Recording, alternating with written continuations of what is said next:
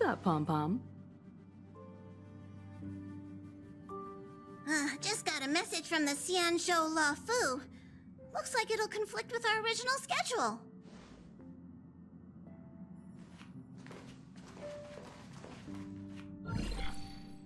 It's been a while, my friends on the Astral Express.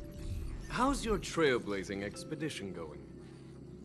Soon, the Xianzhou Luofu will be holding the Luminary War Dance.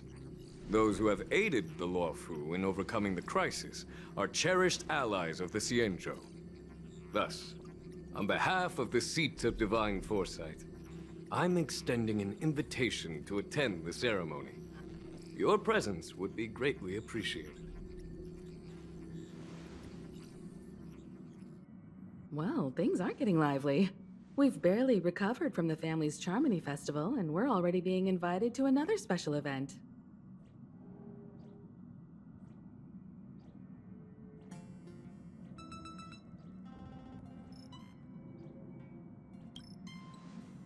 Why not think about it this way? Our trailblazing expeditions are turning into blast expeditions, where we eat, drink, and play wherever we go. Blast? Expedition? Yeah, wherever we go, we eat, play, and have a blast. So we should leave March behind to take care of the Express? Hey, that's not what I meant. I'm all for some fun. I just hope there won't be any surprise party crashers, like Friday or Saturday. The Xianzhou Luofu has recently overcome a crisis. By holding the war dance, they're demonstrating to everyone that they've returned to a state of peace and safety. But that's what everyone said before we went to Penacony. You'll be totally safe under the family's protection. No need to worry. The War Dance is not like the Charmony Festival with all its hidden secrets. It's just a festival to honor the Rainbow Arbiter and the Cloud Knights, who fought against the abominations of abundance and protected the Xianzhou ships. Aside from star skiff performances, it's mostly martial contests. Nothing too different from the Taiki and Roboball contest we've seen before. What do you think, Himiko? Since we've accepted Miss Black Swan's proposal, we should probably head to Amphorius for refueling. There's certainly no rush. This trailblazing expedition is quite unique, and the Express needs to be fully stocked and prepared before moving on to the next stop.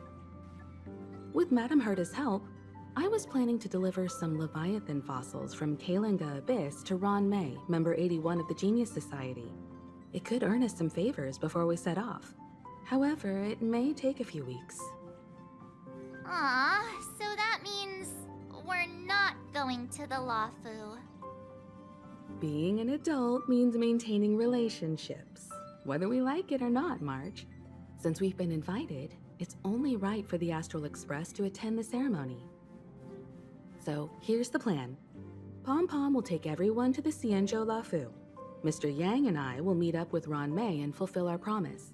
Meanwhile, you, March, and Don Hung will represent the Express and attend the war dance. What do you two think?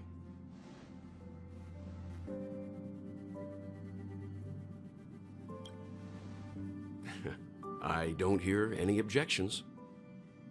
Now that everyone's on board with the plan, it's time to warp to the Xianzhou Luofu. Kalinga Abyss. What does she expect to find there? Current research on the Leviathan merely proves how little we know about such life forms. That's why geniuses are interested in that field. Science is all about uncovering the unknown.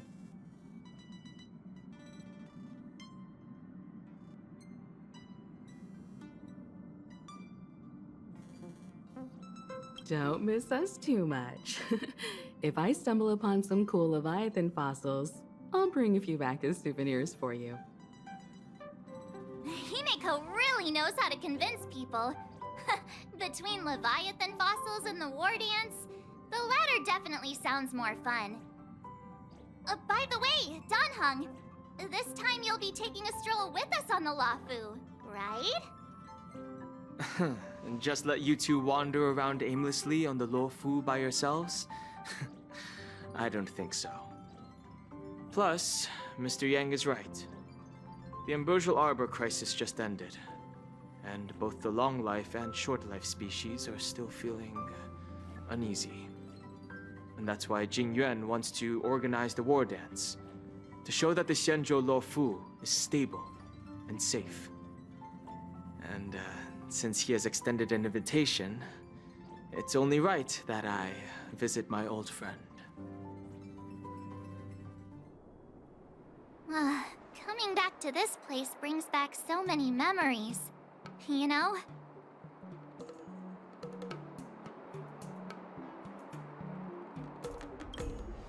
Hey, I'm not actually gonna recite a poem. I was just thinking about all the twists and turns we went through when we first arrived on the Xianzhou.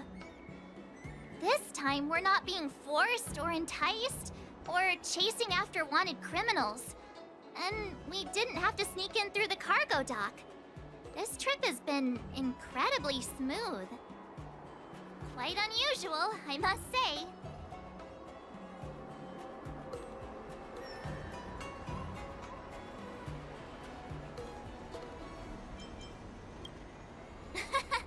I'm just hoping for the best. You're the one jinxing us.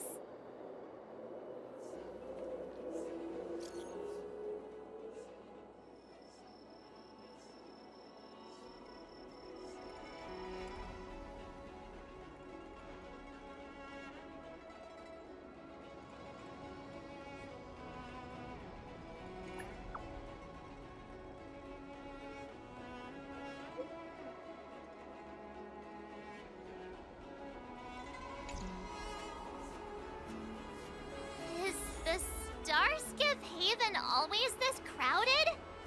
Oh, there are so many people here. I can barely hear anything. Yanqing said General Jingyuan sent him to welcome us, but where is he?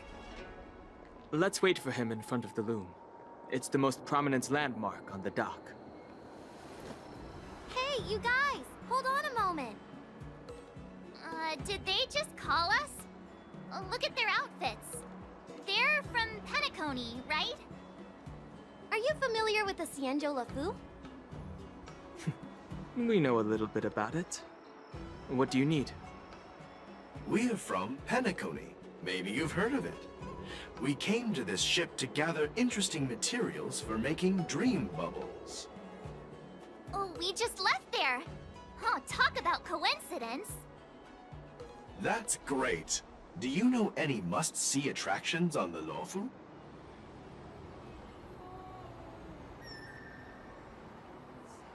Exactly! We're Xianzhou experts. Most of the tourists around at the moment are here to attend the war dance.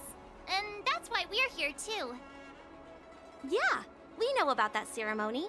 But isn't the fighting ring still closed? I've heard the ring was actually converted from a huge decommissioned Luofu fighter jet.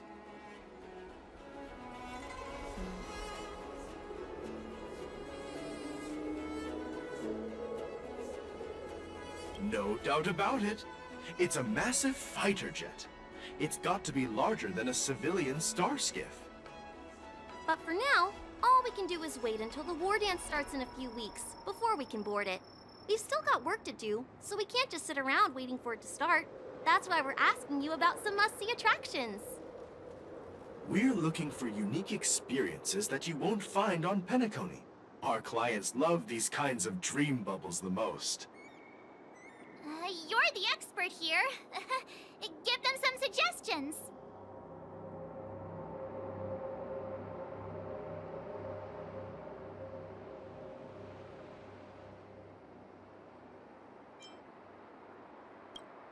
Oh yeah! Fixed-roll garden! It's famous for supernatural stuff.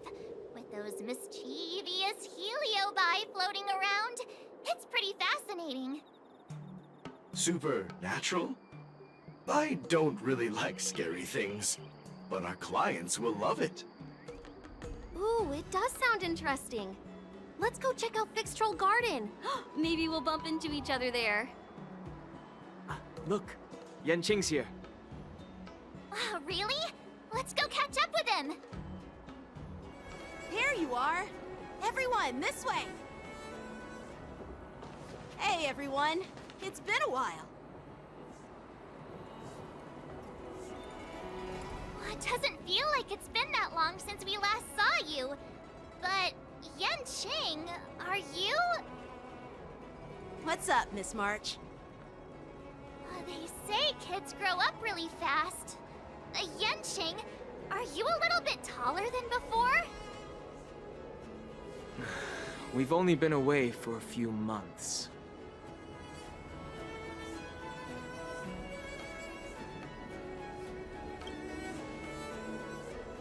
Long time no see. It's been a while. Oh, you've come along too, Mr. Danheng. Sorry for the delay. With the upcoming war dance and the Starskiff Haven being so busy, things are a little hectic. Seriously, I've never seen the Luofu so lively before. I was a bit worried that holding the war dance right after the Ambrosial Arbor crisis might be too soon.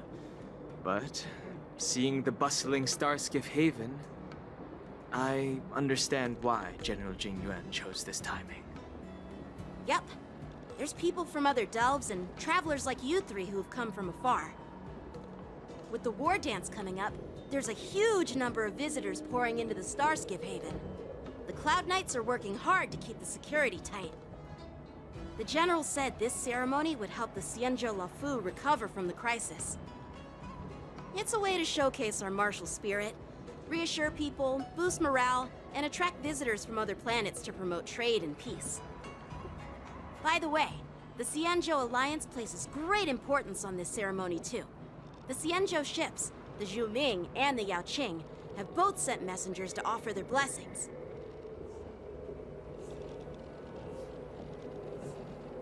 Yeah, I wonder if you've heard of it. It's known as the Star Forge, and it's responsible for providing more than half of the Cloud Knight's armaments.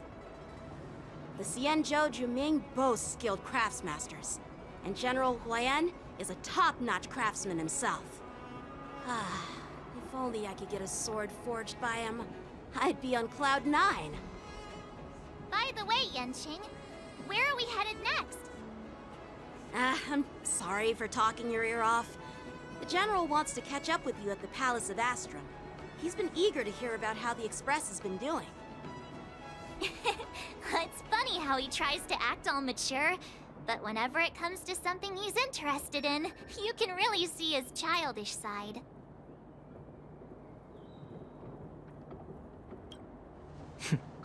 I agree.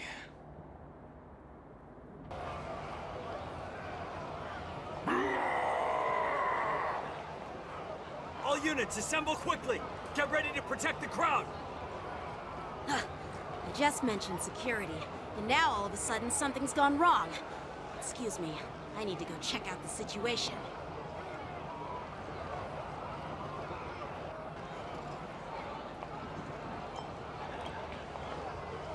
Hey, what's that supposed to mean?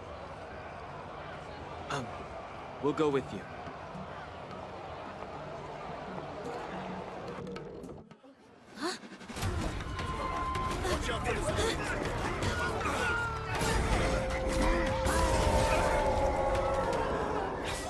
Protect the civilians. I'll deal with him.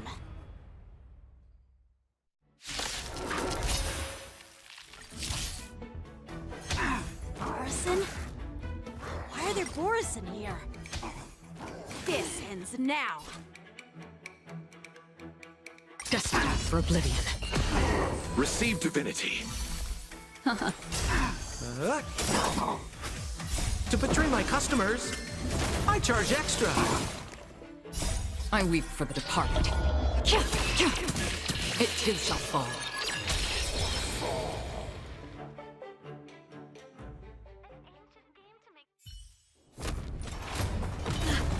Not good.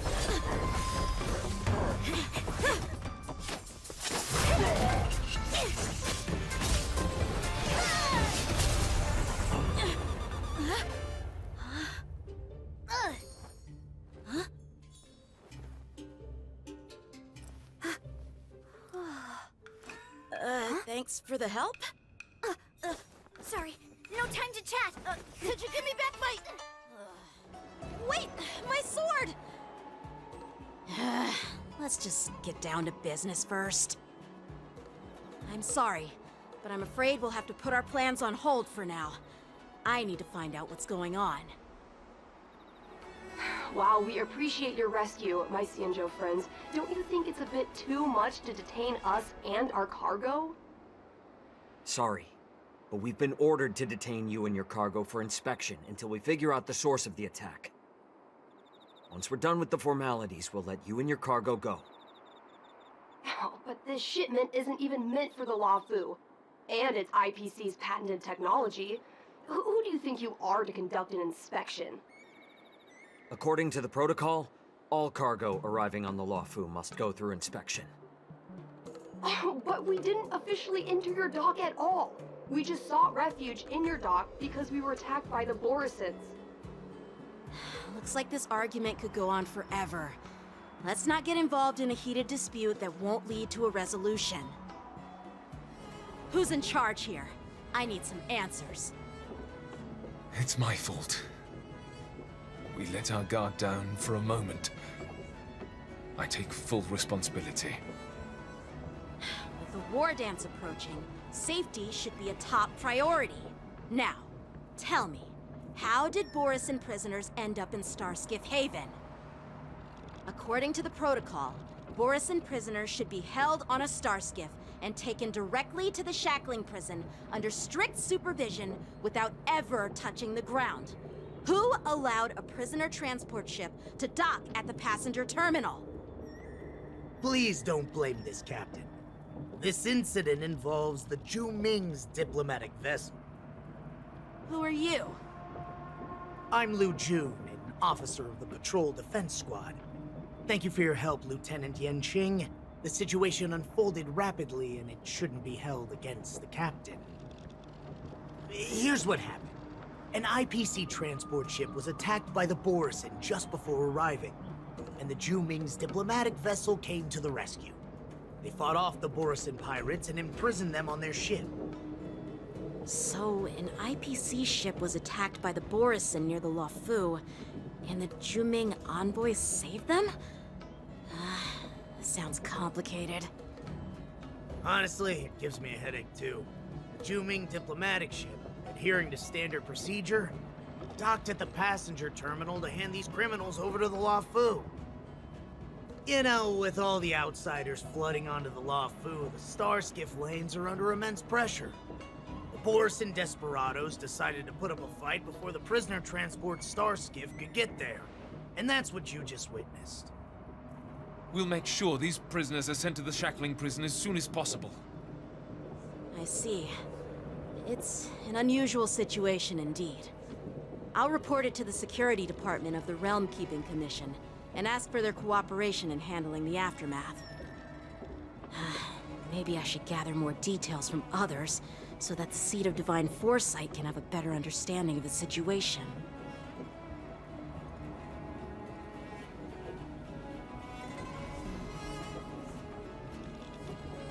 Oh, you look much maturer now, Yanqing. Please don't tease me, Miss March. The situation on the Xianzhou before the war dance is like a calm lake that can be disturbed by even the smallest pebble, capable of generating far-reaching ripples with even the slightest disturbance. What are those people? I mean, those monsters we just dealt with?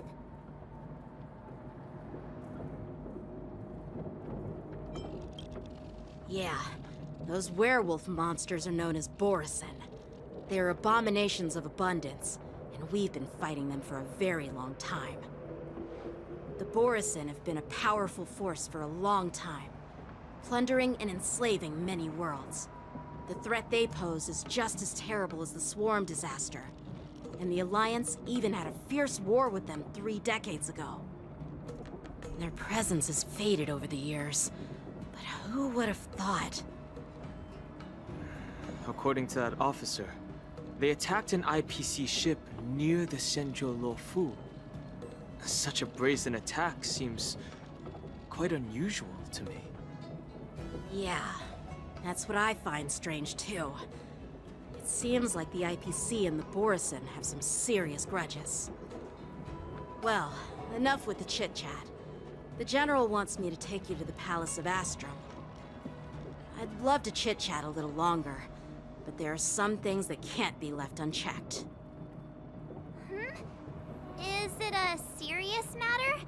Maybe you'll need our help in hunting down the Borison? Thank you, but it's no big deal. By the way, that young lady who just appeared, she took my sword. I'm thinking of filing a lost property report at the Realm Keeping Commission to see if I can get it back. I doubt she did it on purpose.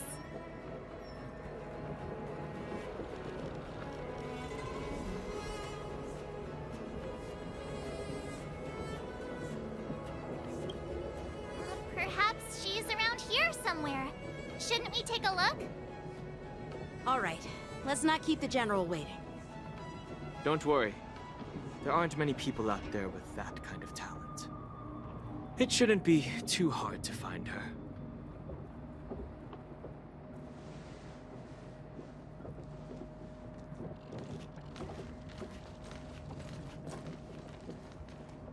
There sure are a lot of troublemakers around.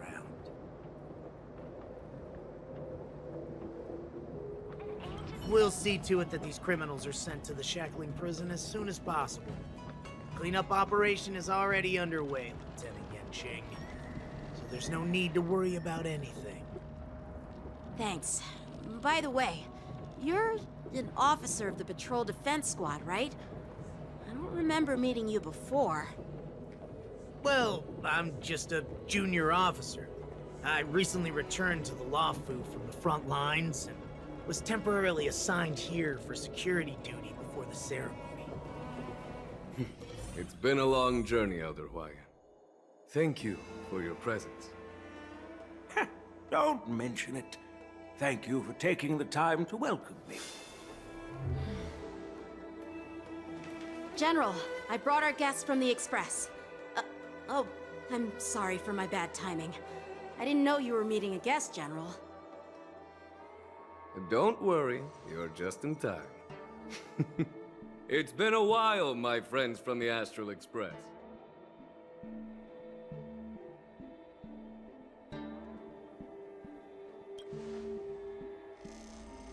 All is well when you have friends coming from afar.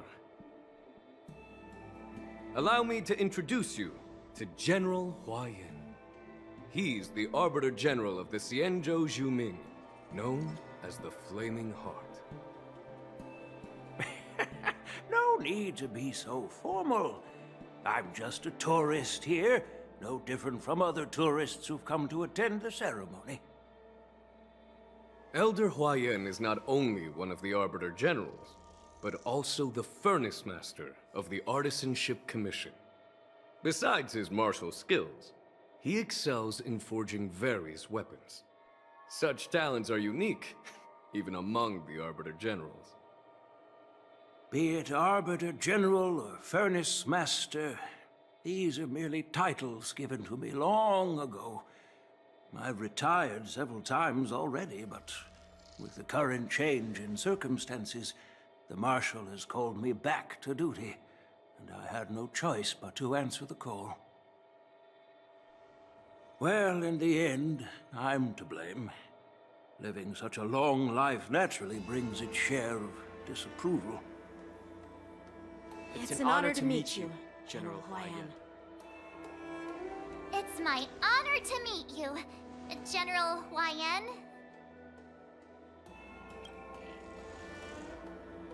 No need to be all formal. Today I'm just a guest on the Lawfu, the same as all of you. So, these three are the ones you mentioned, Jingyuin? The heroes who helped you with the Ambrosial Arbor crisis? Indeed. There's Dan Heng, March 7th, and him. Without their help, I'm afraid the Lawfu might not have easily overcome this crisis. So, the Imbibitor Lune's reincarnation has returned to the Lawfu and will attend the war dance. I'd love to have a drink with you should the chance present itself. You're more than welcome, General Huaiyan. And this young friend is? Yanqing, my apprentice. He remains by my side as my retainer due to his youth, which I hope will season him with experience. He will stand for the Lawfu's Cloud Knights in the upcoming war dance, ready to take on all kinds of challenges. Great, great! It's a real treat to see so many talented young people around here today. Oh, I almost forgot. This is my apprentice, Yoon Lee. It's you!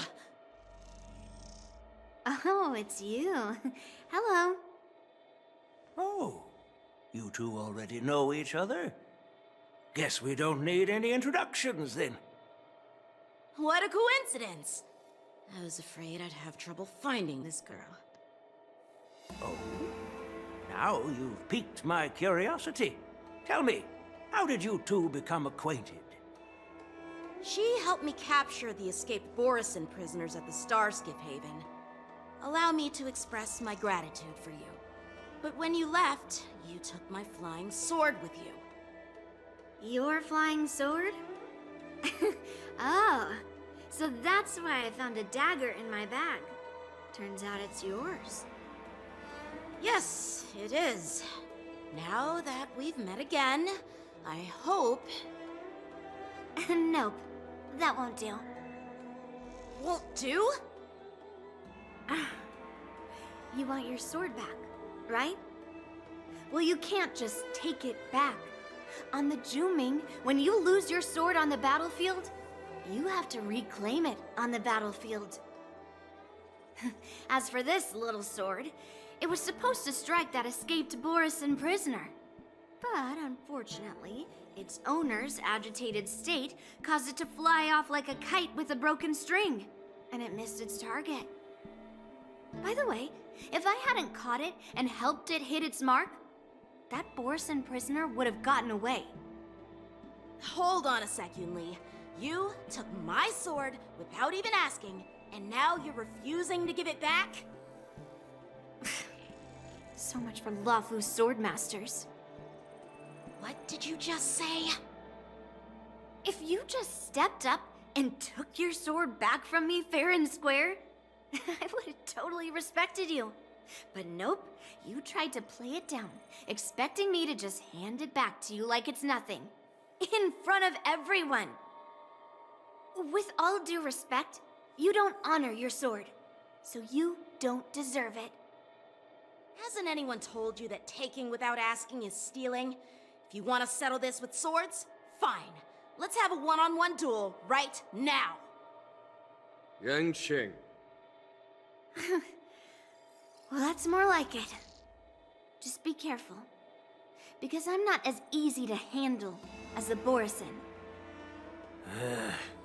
You two, be quiet and apologize to Yanqing. Hey! Whose side are you on, Grandpa? I don't take sides. It's a small misunderstanding, and an apology would be too much. I've heard about the Zhu Ming's incredible swordplay and craftsmanship. Most notably, the legendary Flame Wheel Octet. Seeing Miss Yoon Lee, who is among those ranks today, well, I must say, she definitely has that fiery edge.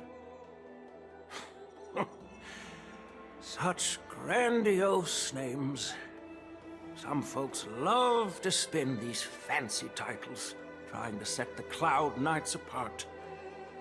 Yoon Lee is still just a young girl, a bit awkward and hot-tempered. So please forgive her if she's being rude. Well, everyone, Elder Huaiyan and I have some business to discuss. For now, Yanqing, why don't you entertain our guests and take Miss Yoon Lee to the inn? I'll find another chance to talk with you all. I'd like to express my gratitude to the Astral Express for helping the Law Fu during the crisis. That's so kind of you. I mean, you've already thanked us so many times.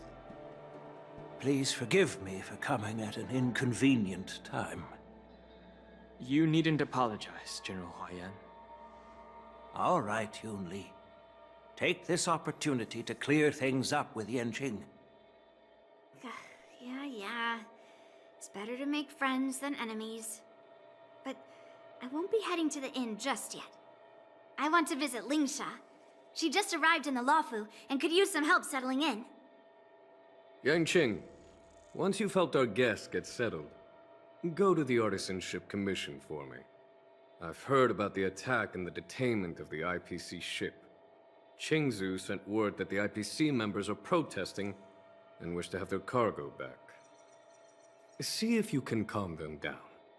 Don't get aggressive. Just make it clear that the Xianzhou Luofu has no intention of violating their rights. I'm on it. I'm sorry for Yang Qing's rudeness. Not at all. Taunted by Yun-Li like that, even a training dummy would be angry.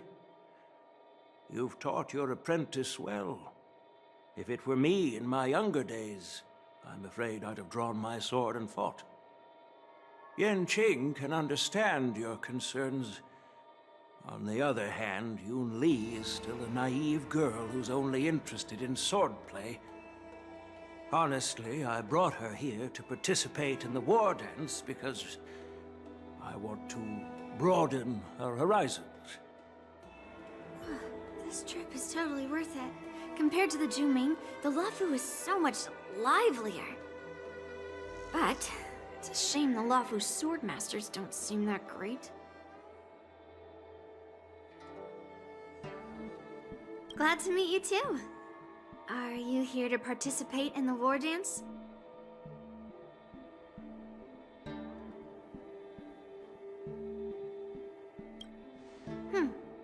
So, you're not a participant? You look like you know your way around a fight. Well, you can still sign up. The Cloud Knight's ring is always open to outsiders.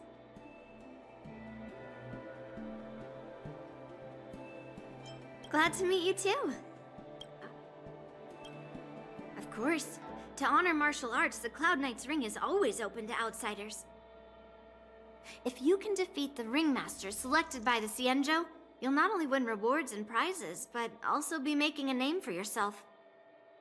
Sounds tempting, doesn't it?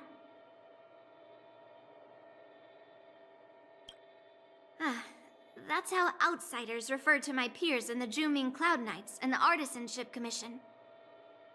We all train under Grandpa's guidance, learning the art of craftsmanship and swordplay. That's how we got that title, I guess. Just don't mention it in front of Grandpa.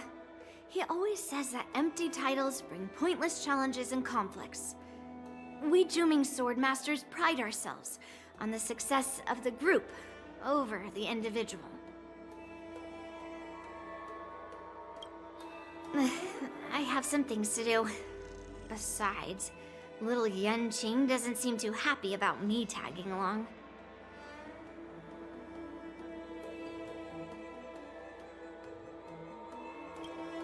Yeah, you're right.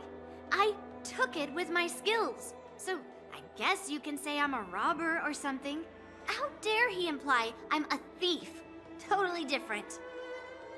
Besides, the sword seems scared of its own master. I'd like to ask him, you claim to cherish your sword as your life, yet you don't even recognize the state it's in right now? I didn't intend to keep his sword. I was planning to take this chance to return it to him.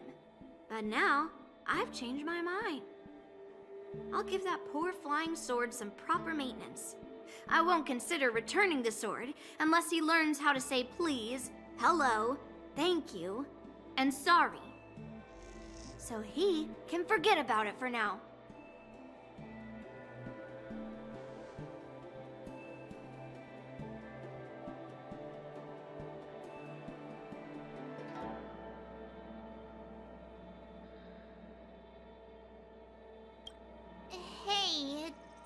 Hung. I thought all the Xianzhou generals were like Jingyuan.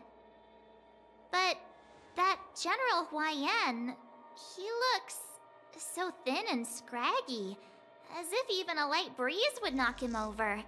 Is that old man really an Arbiter, General? Well, each Xianzhou ship has its own division and specialty within the Alliance. Not all of the Arbiter Generals are good at leading the charge. You heard what Jingyuan said, right? General Huaiyan was once the head of all the skilled craftsmen on the Zhuming.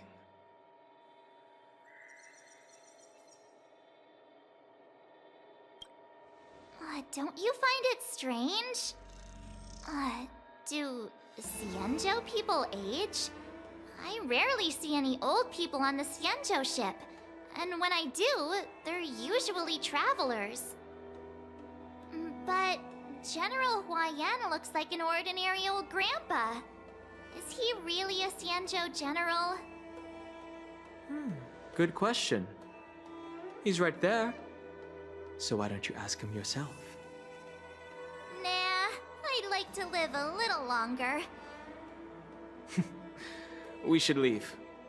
General Jingyuan asked Yanqing to entertain us, so obviously, he has important matters to discuss. Let's not waste any time here. This is the report Qingzu just sent me. Let me take a look.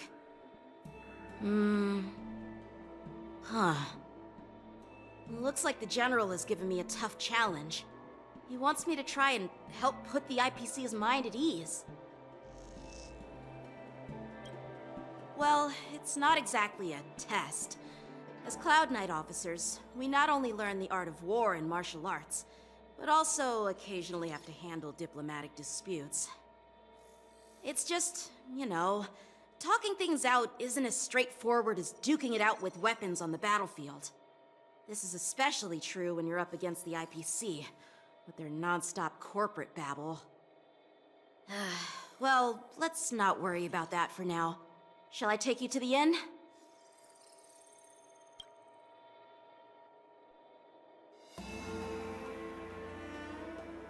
It is the Luofu's honor to have you in attendance at the war dance. Yet, the fact that a simple martial arts ceremony has attracted esteemed generals from the Zhu Ming and the Yao Qing implies intentions beyond mere spectating. Might there be any specific instructions from the Marshal? You're overthinking it, Jingyuan.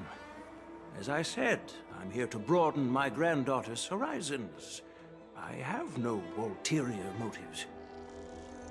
However, I have no clue what the Yaoqing Arbiter General has in mind. Do you remember when you accepted this position? I told you that an Arbiter General's battlefield goes beyond the physical one. You'll need to lead and manage everything on the Xianzhou. The title of Arbiter General holds a weight far greater than its literal meaning. So many years have passed, and you've done well. However, longevity for the Xianzhou people can be a curse. Living too long means that every mistake you made will lurk in the shadows. And one day, they'll eventually catch up to you. The Marshal knows everything that has happened on the Luofu. As for the Merlin's Claw of the Yaoqing, she has come specifically for you. Speaking of which, why hasn't she arrived yet? They say the Merlin's Claw strikes like lightning. Being late isn't her style. That's not true, General Huaiyan. She's been here a while, but I'm sure you've heard of her unbridled nature. As soon as she disembarked from the star skiff, she mentioned having something to attend to and simply disappeared. You must be the messengers from the Xianzhou Yaoqing, I assume. We are Jiaoqiu and Moza, retainers of the Merlin's Claw. It's an honor to meet you in person, Arbiter Generals. Now this is interesting. A guest who doesn't come to visit but sends a message instead. What does she mean? Tell me, what could be more important to her than coming here? Master heard about a spectacular view in Scale Gorge Waterscape. I believe she went there to enjoy it. A spectacular view? Ha! Did you hear that, Jingyuan? This person is being sarcastic. Please do not misunderstand me, General Huayan. I was simply stating the truth. Master thought it would be inappropriate to keep you waiting, so she sent us here. Once she's finished with admiring the scenery, she'll personally come and apologize to the both of you.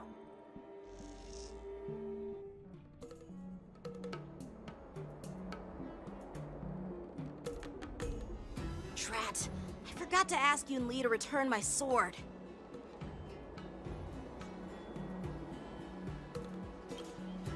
No need to bother. The Juming envoys won't be leaving the Luofu anytime soon. I'll ask for it later when we meet again. By the way, I don't know if it's just me, but the general seemed a little reserved. Could it be because of Elder Huayan's visit? Reserved? Really? Maybe I'm just overthinking things. No, you're not. When I entered the Palace of Astrum, I realized that the messenger from the Xianzhou Juming was actually the Arbiter General himself. So, the messenger from the Xianzhou Yaoqing must be the Merlin's Claw herself, I presume. That's right. Well, that's what makes this entire thing so unusual. What's so unusual about it? They simply received an invitation from Jingyuan, just like the crew, right? The war dance is just a small festival. And now we have 2 Arbiter Generals from other Xianzhou ships here. I'm afraid they're here for something more. Maybe they've come to hold Jingyuan accountable for the Ambrosial Arbor crisis? Hold him accountable? Come on, didn't the Luofu fall victim to the disciples of Sanctus Medicus and the Antimatter Legion? Why would they blame the victim? Donshu's rebellion and Ventilia's scheming are merely one side of the story to the other Arbiter Generals of the Alliance. Only a single piece of incontrovertible evidence remains, creating an endless source of potential complications. The Ambrosial Arbor. Yes. It's undeniable that the plague mark, which was subdued by the Xianzhou Luofu, has resurfaced. But was it really a conspiracy instigated by the Antimatter Legion? Or does it indicate a traitorous intent from within the Luofu, implicating Jingyuan himself? Once the spark of suspicion is kindled, it proves hard to extinguish.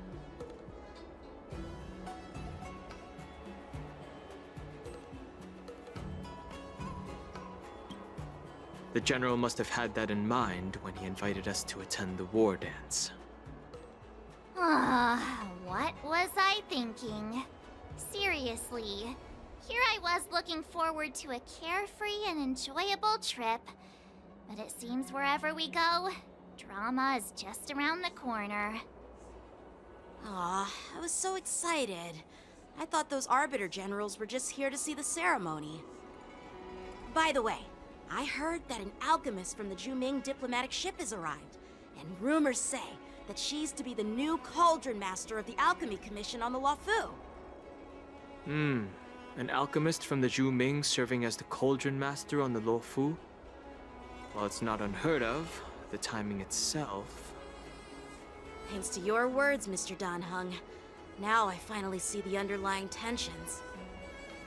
The General is under tremendous pressure right now, but I was completely oblivious to his troubles.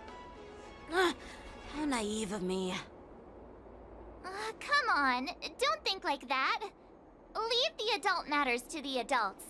Even if you wanted to do something for the General, it's not like you can do anything. Did I say something wrong? Again? Miss March is right. I don't have the skills to share the General's burdens at the moment. Still, I'll do my best to follow his instructions. Let's go. Once I've taken you to your accommodations, I need to go to the Artisanship Commission to handle the IPC's protest. He looks like he has a lot on his mind. We can't just let him go alone. Why don't we accompany you to the Artisanship Commission? This is too much trouble. While I appreciate your kindness, dealing with the IPC's workers could be tricky. I'm afraid this will cause trouble for the Express. No worries. We're pretty experienced in dealing with the IPC.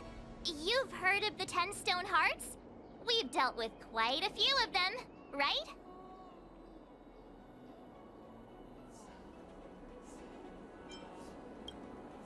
Yeah, exactly.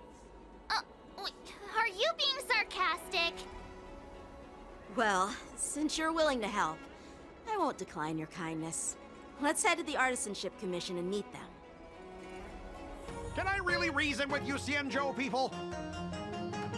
I think I get it now. In your words, this is called looting a burning house, right? But I am trying to reason with you here.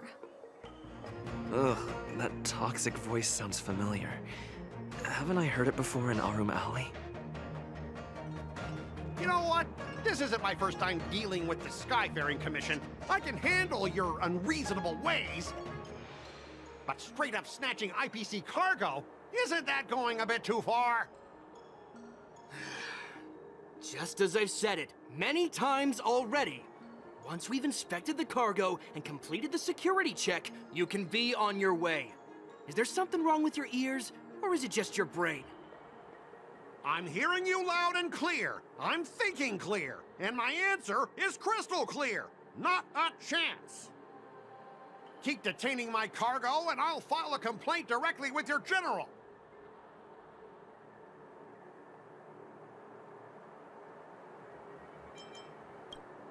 You jerk! Who are you calling a dog? Wait, why are you here? You're staying on the Xianzhou, are you? What terrible luck! Wherever you go, disasters aren't far behind. Aren't you the guest from the Astral Express? What brings you and Yanqing to the Artisanship Commission?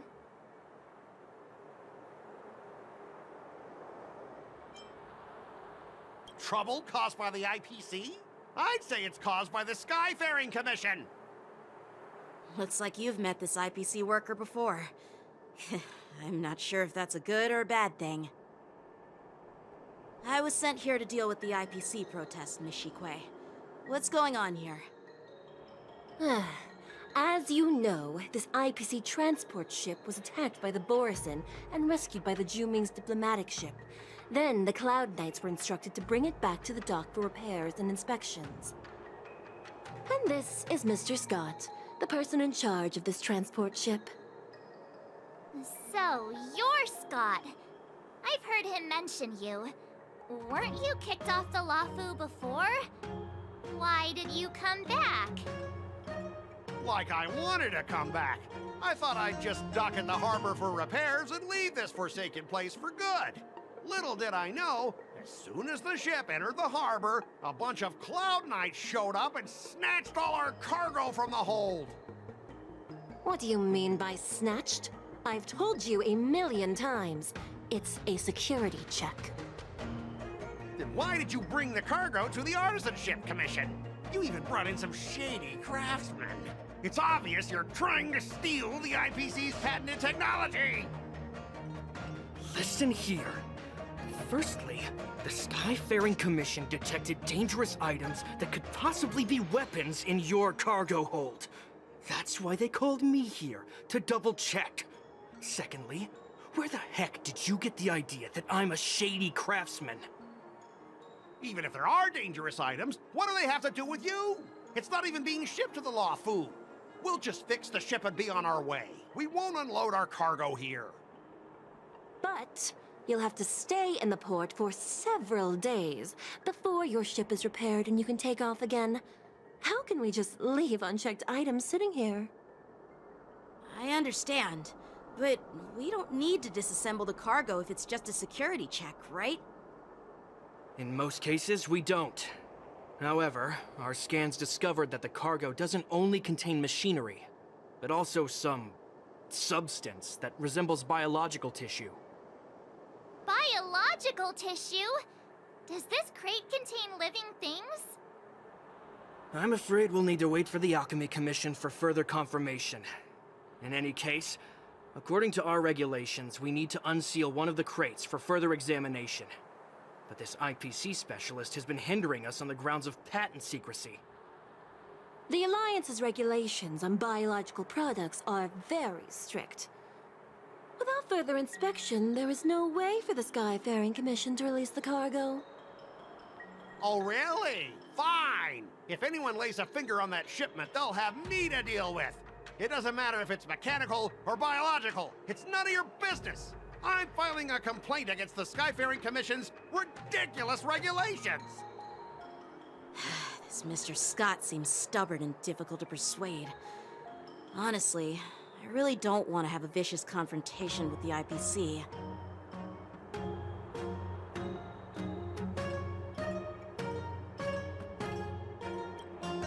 I heard how you helped Aramali. The IPC representative back then was Mr. Scott, right? Since you've dealt with him before, it looks like I'll have to rely on you again.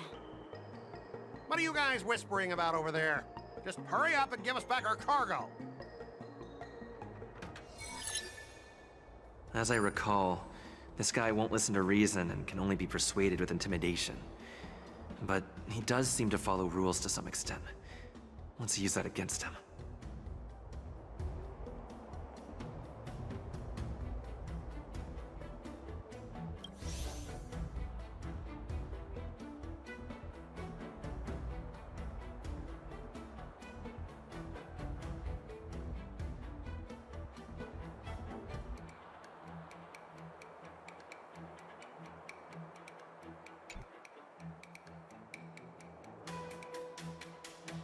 Speaking of regulations, we have our own laws and regulations too.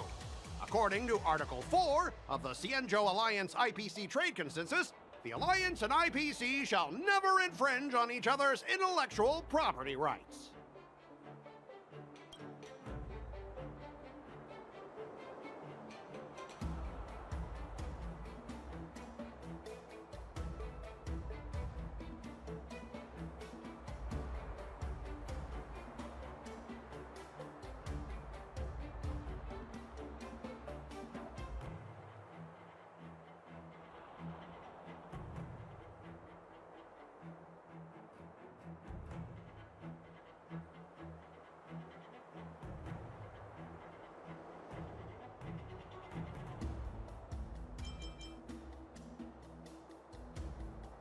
Hey everyone! Meet my old friend Scott.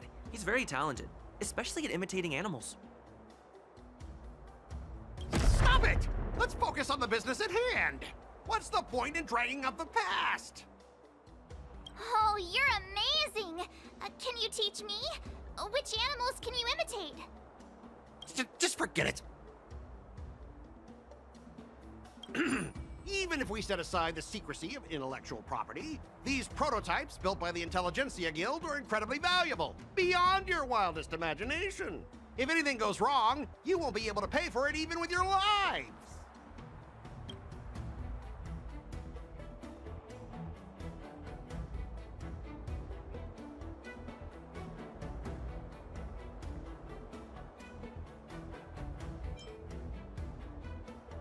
Don't underestimate Xianzhou technology. Even if they need to dismantle your cargo, the Artisanship Commission can easily put it back together. Yeah, go ahead and brag about their skills. After all, you're just a negotiator they hired. But I'm different. I'm an IPC member, and my fleet has accepted this transportation order. Naturally, I need to be responsible for the integrity of every piece of cargo. Besides, the cargo on this transport vessel belongs to the Intelligentsia Guild. If you want to inspect the cargo, shouldn't you at least call in a member of the Intelligentsia Guild to be present?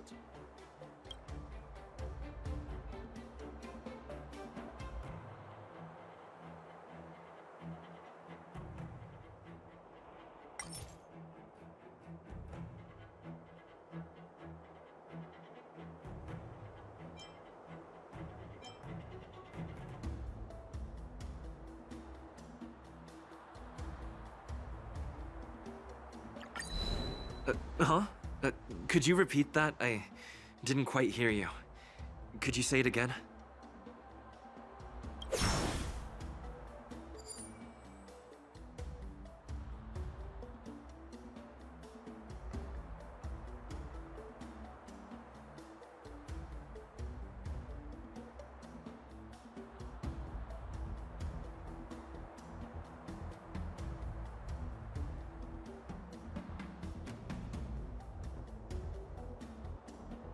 Oh, I've got a brilliant idea. I'll just smash everything with my bat, and then you can hire someone to assess the damage. And that way, your cargo won't need any inspection, right? Calm down. The General wants us to handle this peacefully. So, this is the great idea you came up with? Fine. Why don't you just step over my lifeless body?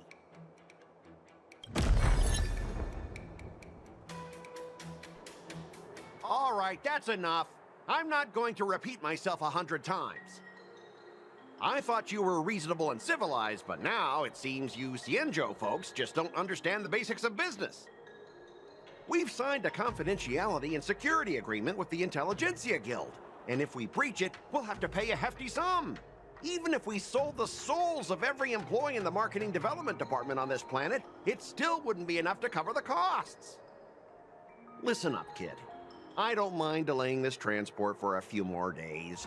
Once the engines are repaired, our ship will leave immediately, and you won't have any reason to inspect the cargo. If that's the case, I can assure you the Cloud Knights won't let your ship leave. Oh, really? Then you'll receive a ton of complaints from the Intelligentsia Guild and the IPC's Marketing Development Department. You're too young. I don't think you understand the chaos your rash decision will cause. Since you put it that way, Mr. Scott, I'll take it as your agreement to the inspection procedure. Now... Not so fast, you little brat. According to the IPC regulations, I have the right to arm myself and protect the property on my transport ship. I thought you were reasonable and civilized. But now, it seems the IPC just wants to play by its own rules. My apologies, Mr. Scott. Stop him, guys! For the Amber Lord! For the Amber Lord!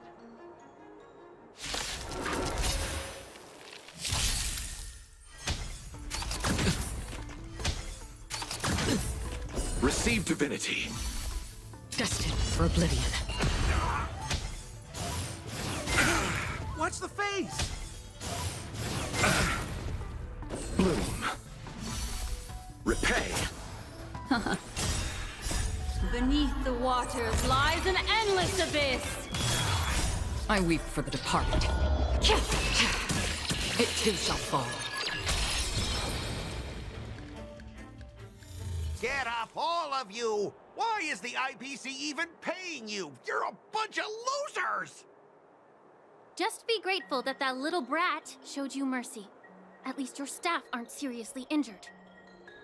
How do you IPC cronies have the audacity to fight Cloud Knights? You practically assaulted law enforcement officers. Another one? Who the heck are you? I may be a bit late, but the good news is, I'm here now.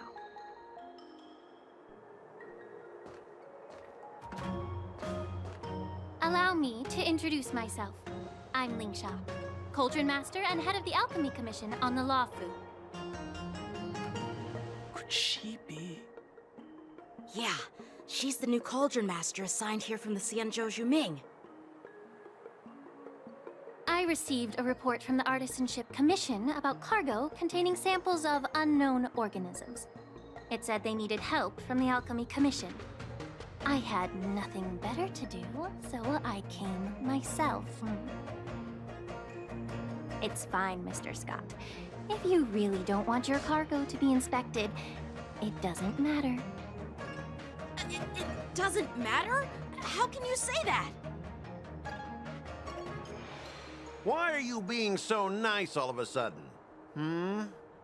Well, since you're not going to check it, I'll take this crate and be on my way. Is that okay with everyone? Yeah, sure. Why should I object?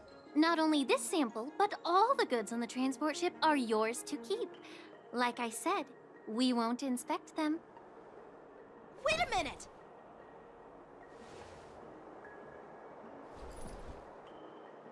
Well, that's more like it. If only the young displayed a more reasonable attitude, we could have sidestepped that altercation just now.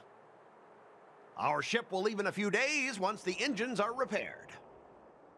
Your ship can leave whenever you want, but I'm afraid I can't say the same for your cargo. According to the import and export regulation signed between the Xianzhou and IPC, all biological shipments can only leave the port when they have confirmed to be of no threat, or when all biological activity expires. Since we can't determine if your shipment is safe for the environment, I guess we'll have to wait for its biological activity to expire. Let me check the previous cases. Normally, it'll only take around 47 star calendar years. Only 47 years? Why so surprised? You're still young and full of energy. I'm pretty sure you'll live a few more decades. Have some confidence in yourself. Ha! Typical of a long-life species. Your words are dripping with sarcasm. While you may not care about time, I do. I'll be demanding double compensation from the Skyfaring Commission for every minute wasted. Sure thing, Mr. Scott. You seem pretty confident that your career and life will last long enough to witness this victory unfold.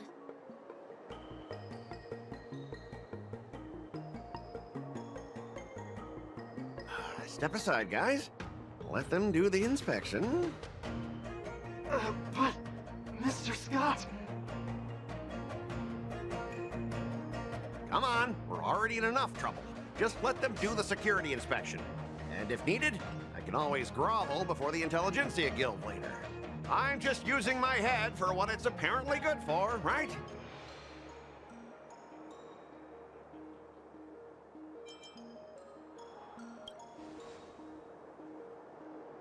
Well, honestly, at least you're not as annoying as that woman.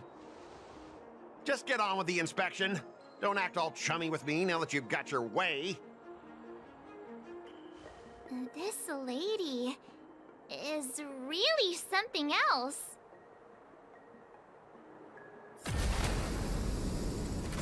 Is this the IPC product?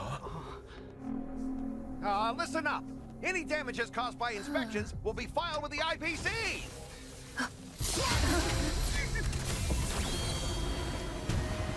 Turn it off.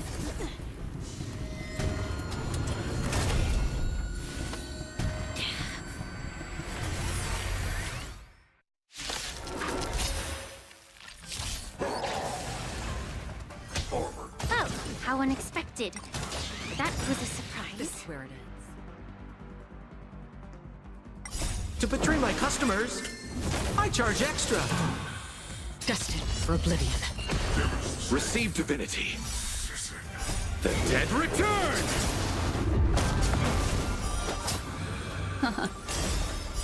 I weep for the departed. It too shall fall.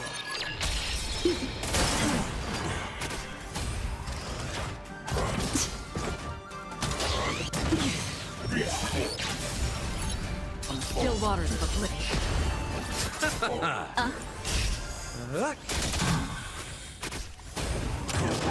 Again. Beneath the waters lies an endless abyss. Destined for oblivion.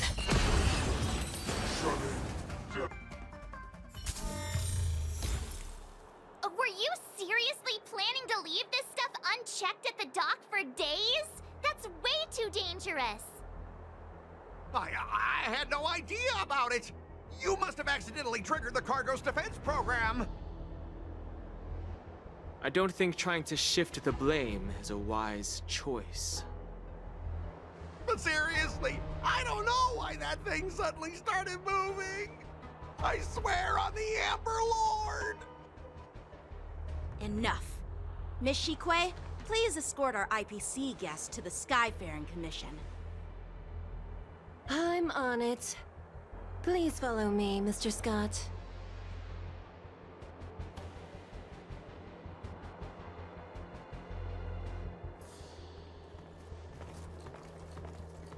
Gentlemen, our preliminary inspection shows that there is indeed hidden biological tissues inside.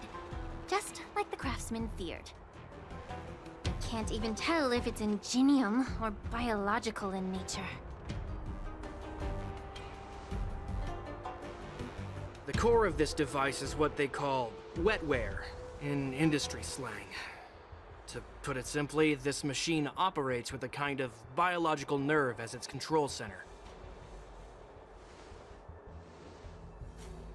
I'll take some samples for the alchemist to analyze and figure out where the biological tissue comes from. Why would the Intelligentsia Guild use such unethical technology? Perhaps they're trying to create a new weapon?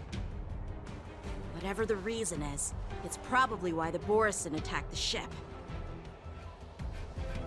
No wonder the IPC were trying to obstruct our inspection. I'll contact the Ten Lords Commission and ask the judges to come and give their final verdict on this. According to our rules, all prisoners and weapons involving dangerous creatures must be taken to the shackling prison for further sentencing. After all, it's the safest place on the Luofu. As for you, Mr. Craftsman, please go with the Cloud Knights and explain the situation to the judge.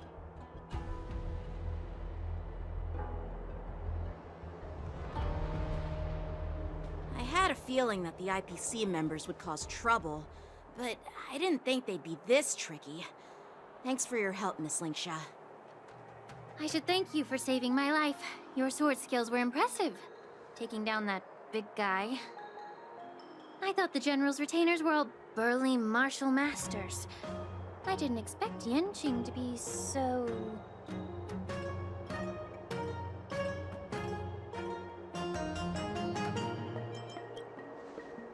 Huh? As for you, you must be the guests from the Astral Express, right?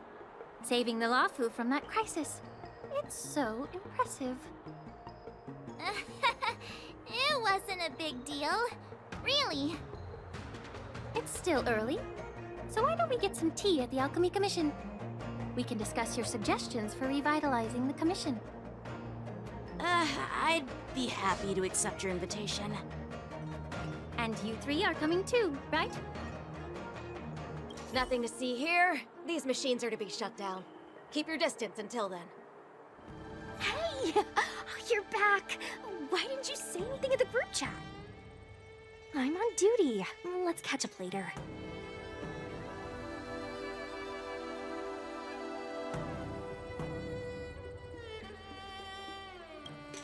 Cut it out. I'm carrying out my sacred duty.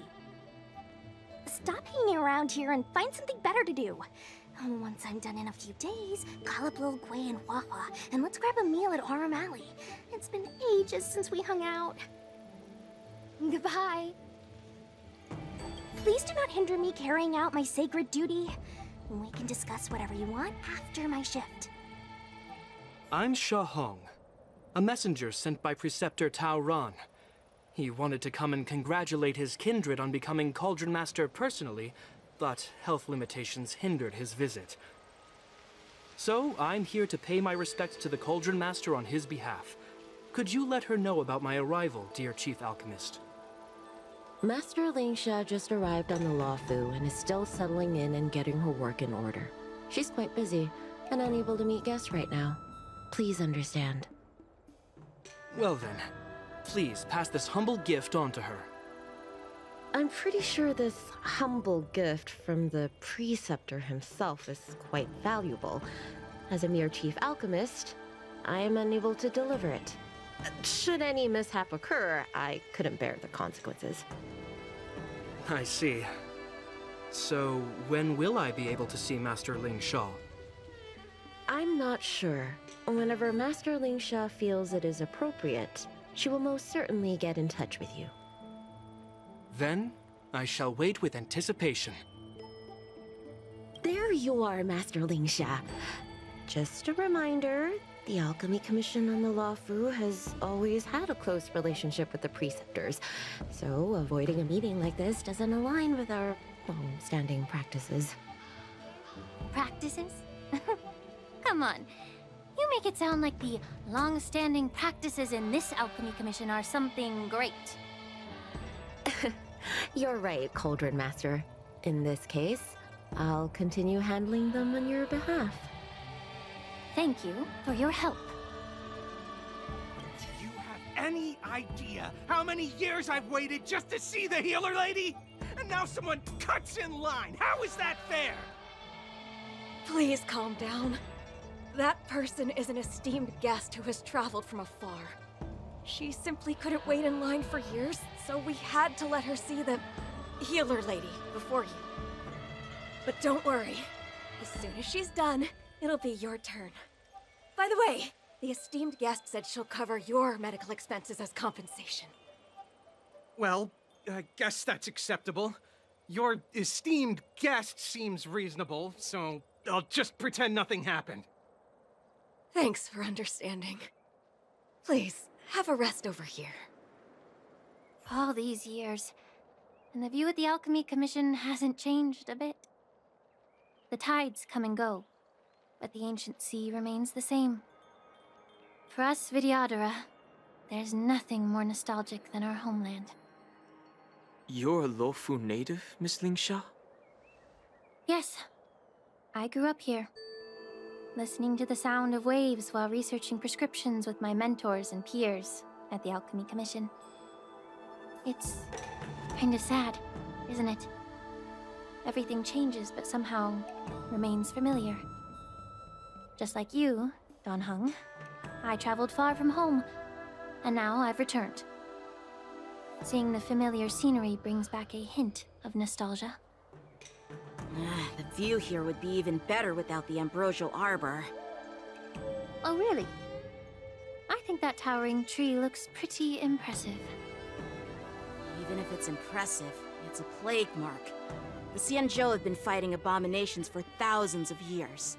And now that the ambrosial arbor has been reborn, it's only natural for everyone to feel uneasy. Well, once a seed is planted, no matter how long it takes, it'll eventually sprout and bear fruit. In my humble opinion, the rebirth of the ambrosial arbor and the resurgence of the disciples of Sanctus Medicus were inevitable. The seed was already planted when the ancestors of the Xianzhou sought immortality.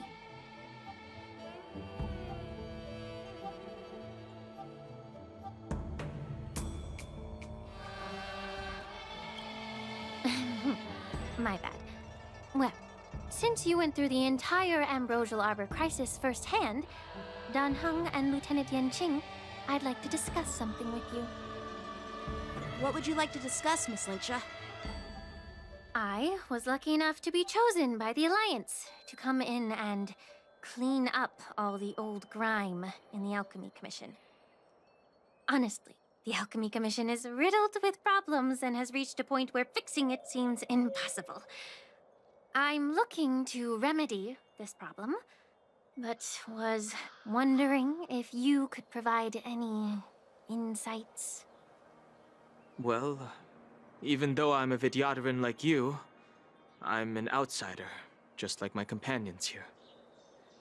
I can't really say much about a remedy, but I do have a piece of advice, Miss Lingsha. The Vidyadhara and the Alchemy Commission on the Luofu have always been intricately connected. If you cannot distance yourself from these ties, Miss Lingsha, changing the situation within the Alchemy Commission may be quite challenging. I may not know about politics, but I do know that the disciples of Sanctus Medicus have been operating within the Alchemy Commission for years. If you're determined to root them out, maybe you should discuss it with the General. I see. Thank you for your valuable insights. While the Lux Arrow from the Rainbow possesses unparalleled power to sever the Ambrosial Arbor, it can't sever mortals' desire to prolong their existence. Just like how the Cloud Knights can eliminate the remnants of the disciples of Sanctus Medicus, but are unable to calm the hearts and minds of the people within the Alchemy Commission.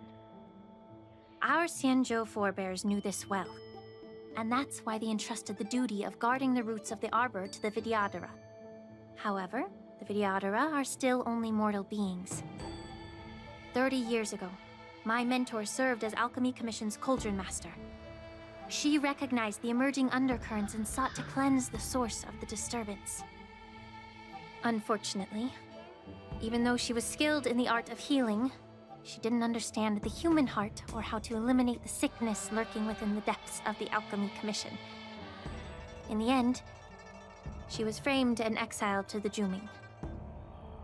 I was also implicated and had to leave the Luofu. And guess who arbitrated the case and handed down the sentence?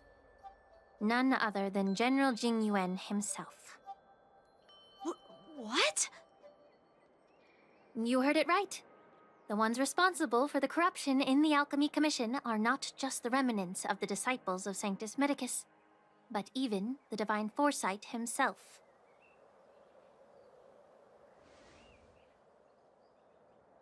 Alas, why is your face turning pale, Yanqing? Don't worry about it. I understand that when someone holds a position of power, they may sometimes have to make tough decisions. I won't hold any personal grudges against him. Besides, at our age, holding personal grudges is a luxury we can't afford. Lingsha, you're back! Ugh, I've been waiting ages for you.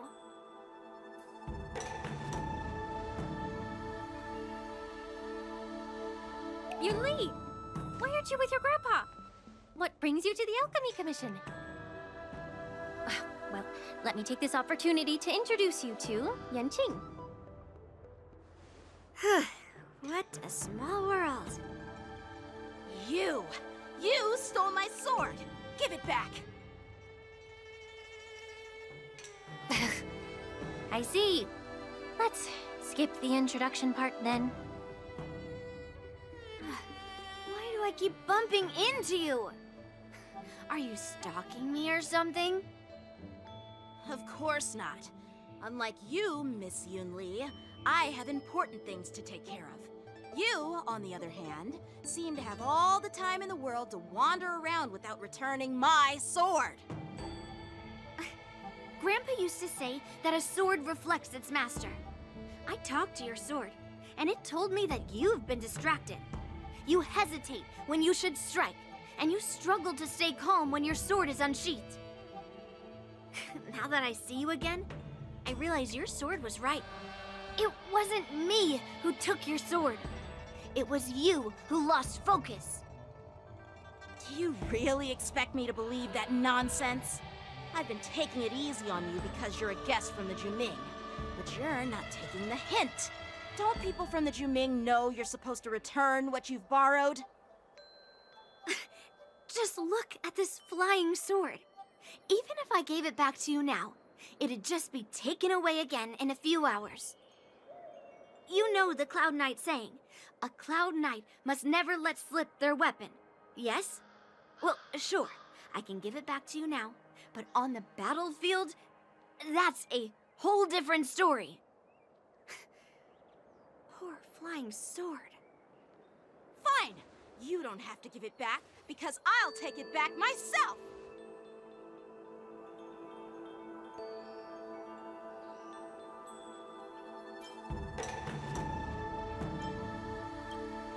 Between these two, who do you think is tougher, Dan Heng? get me wrong.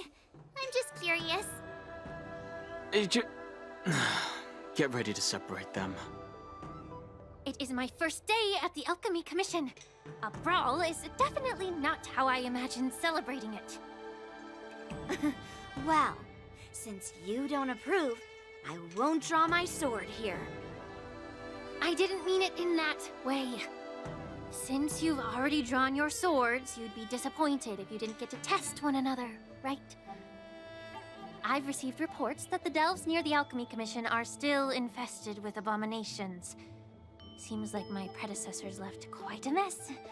So, if you two want to determine who's better, why not focus on them instead of each other?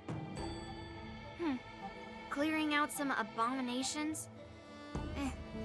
Sounds boring. It's the Cloud Knight's duty to eliminate those abominations. You don't have to ask me twice, Miss Lingsha. I'll help you get rid of them.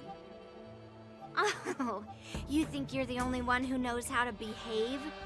If Lingsha needs anything, I'll gladly draw my sword and help her out. It's so heartwarming to see both of you being so sweet and caring. So then, shall we get going?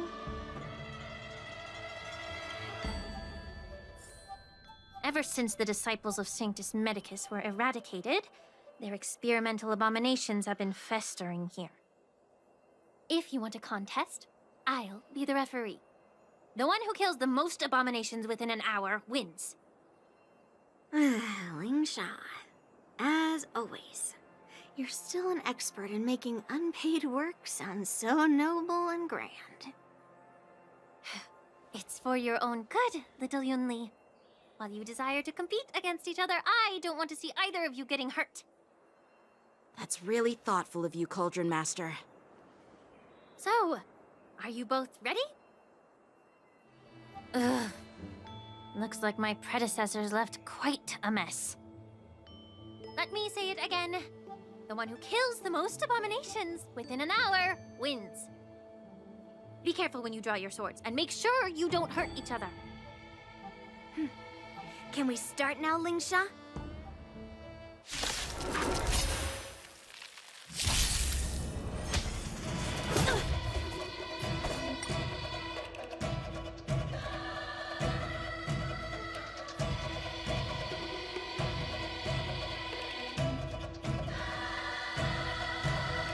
Strike with heart! Still waters of oblivion.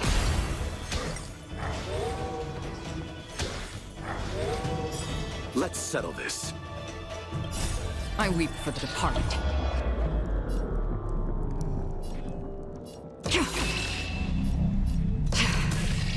It too shall fall.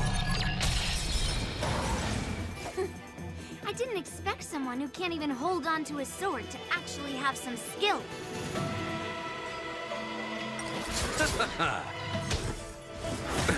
Nothing major. Ill tidings manifest. Blade and flight! Through clouds!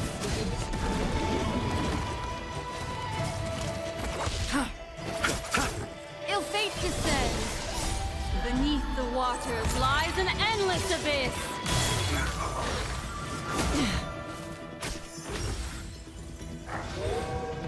Strike with heart! Ow! Swords descend!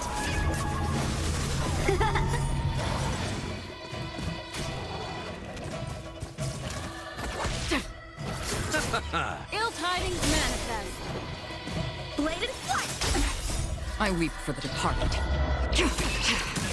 It too shall fall.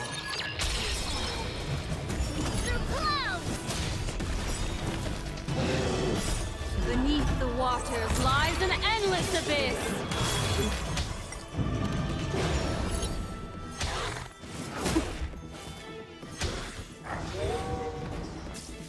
Free will, or was it fate?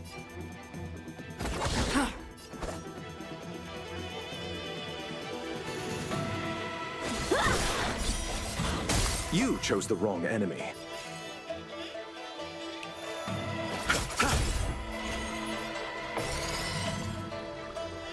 Ill fate descends.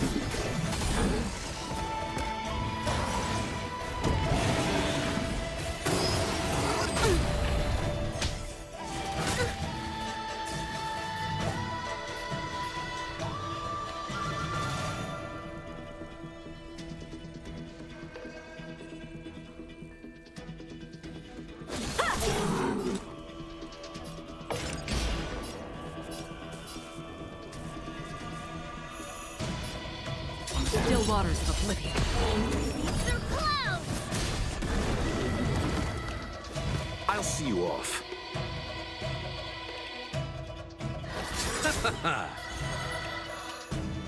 Eternal sleep. The Dead return!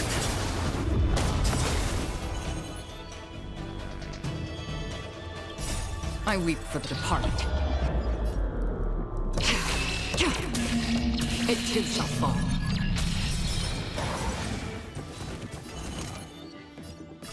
Ill tidings manifest. Memories are ever beneath the waters lies an endless abyss. A one-time enemy.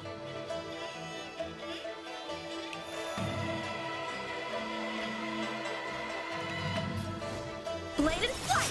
Another journey begins. Destined for oblivion.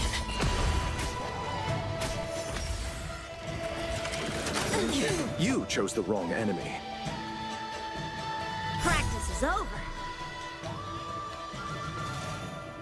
Swords descend!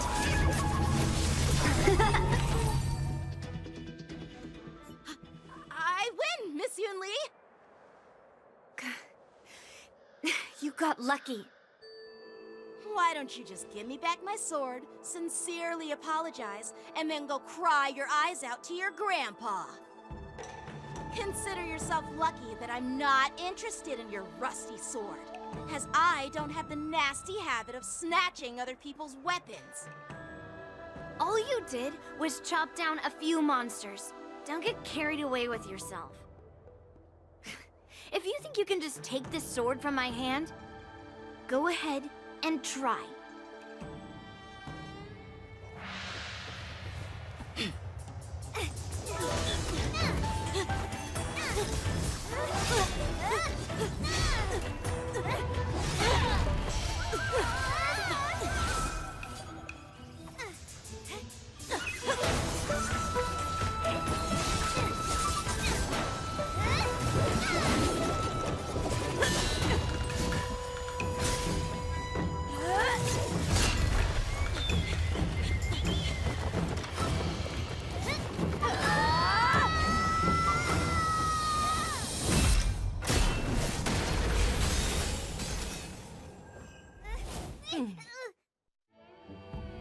Well fought, my young friends. However, both of you have shortcomings. One of you focuses on dodging and weaving, while the other relies on brute strength, trying to take down targets with a single strike. Who are you? Me? I'm just a patient seeking medicine from the Alchemy Commission. A passerby, if you will. I thought I'd see my fill of impressive fights during the war dance. Yet here I am, able to witness a remarkable fight at the Alchemy Commission, of all places. Well, the Lawfu is never short of surprises. However, I have a small suggestion for you. Why don't you settle this dispute fair and square in the war dance's ring? That way, you can resolve your differences with a proper duel and put your grudges behind you. Grudges? No, not at all. Yun Li and we were just sparring. Sparring? You summoned your flying swords and she swung her sword with full strength. No grudges between you. I don't believe it. Aha! What brings you here, Lady Fei Xiao? Have you finished your health consultation with the Dragon Lady? Fei Xiao? Grandpa always talks about you. Could it be that you're... The Merlin's Claw of the Xianzhou Yaoqing? Looks like I'm quite famous on the Xianzhou Lawfu, too. Of course. Everyone has heard of the great general. Known to all, and unbeknown to none. Great General? Isn't that title a bit too narcissistic? I don't like it. Ooh, I heard there's a dozing general on the Lawfu. So I came up with a humble nickname for myself. The Lacking General. Lacking in worries, regrets, and rivals. Sounds much better, right? Yeah, that's a befitting title that sounds both humble and impressive. Now that the sparring session is over, Yanqing and Yunli, shouldn't you politely thank General Fei Xiao for her guidance and bury the hatchet? Here's your sword. Keep it safe. Or it might get taken away again. By the way, we haven't settled the score yet. I'll defeat you fair and square next time we fight. This is how she apologizes?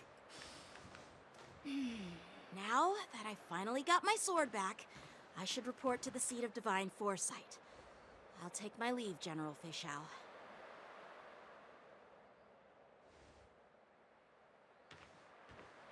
Oh, by the way, Miss Lingsha, if you've got some free time, I'd like to invite you to the seat of divine foresight for a chat with General Jingyuan. I think there's more to those personal grudges you mentioned earlier.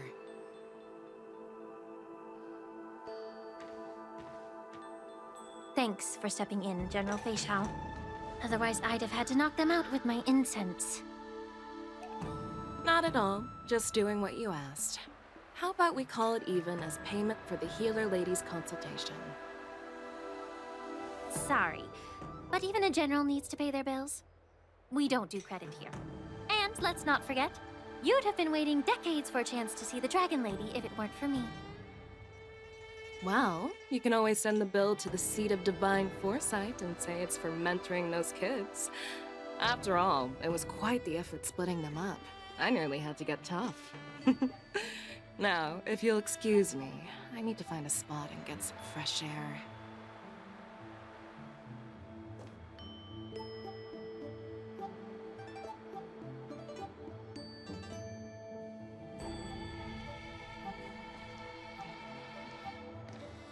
Back already? You've met with Jingyuan and wandered around for a few hours. So, what do you think? It appears that the Divine Foresight is using this war dance as a show of strength to convince everyone that the Luofu is prospering after the Ambrosial Arbor crisis. But... I know you're going to say but, right? But the influx of people attending the war dance is like a breeding ground for disorder and rumors. One wrong move, and the Luofu could be in a world of chaos.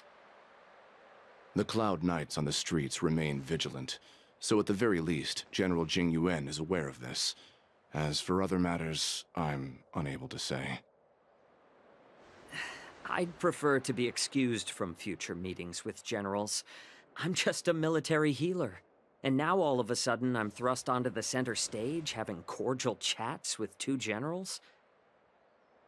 My work doesn't lend itself to being in the limelight either. Just stop whining. At least you're in one piece, right? Before getting in touch with General Jingyuan, I wanted to put aside my assumptions and see his momentum. That includes the overall bearing of the Cloud Knights on the street, what people are saying, and how those close to him behave. The might of an army dwells not within its pawns, but within the force of its collective momentum. Recognizing this fact reveals the true measure of power. Thanks for enlightening me, General. A perfectly clear statement turned confusing thanks to your translation. You've made me lose where I was now. Anyway, this is how I operate in battle, so you might as well get used to it. Are you treating General Jingyuan as your enemy? The longest-serving general of the Xianzhou Luofu. Do you think he'd have only a few enemies? By the way, General, you met the healer lady, yes? Could you show me the medicine she prescribed you? Well, the healer lady couldn't do anything about my condition. She just told me to enjoy some tasty food.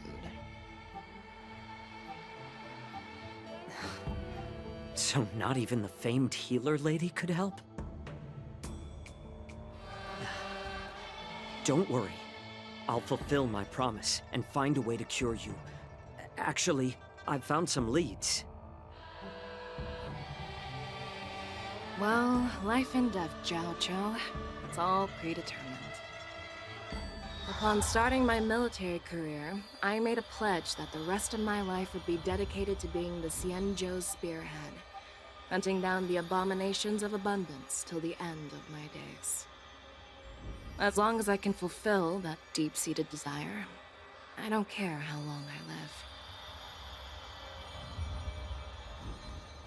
You asked if I view General Jingyuan as my enemy. No. My real enemy has always been myself.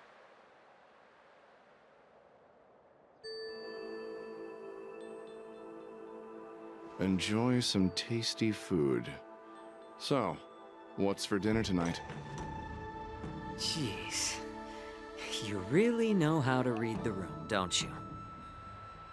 You guys figure it out for yourselves. I'm due to catch up with an old war friend I've not seen for quite a long time.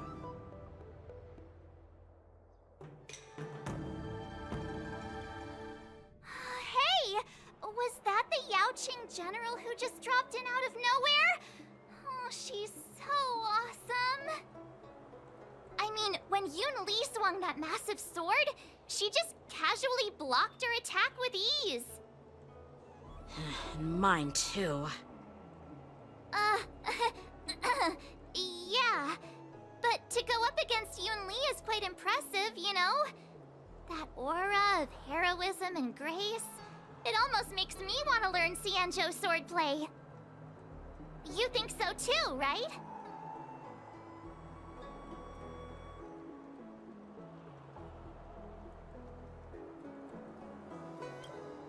I agree.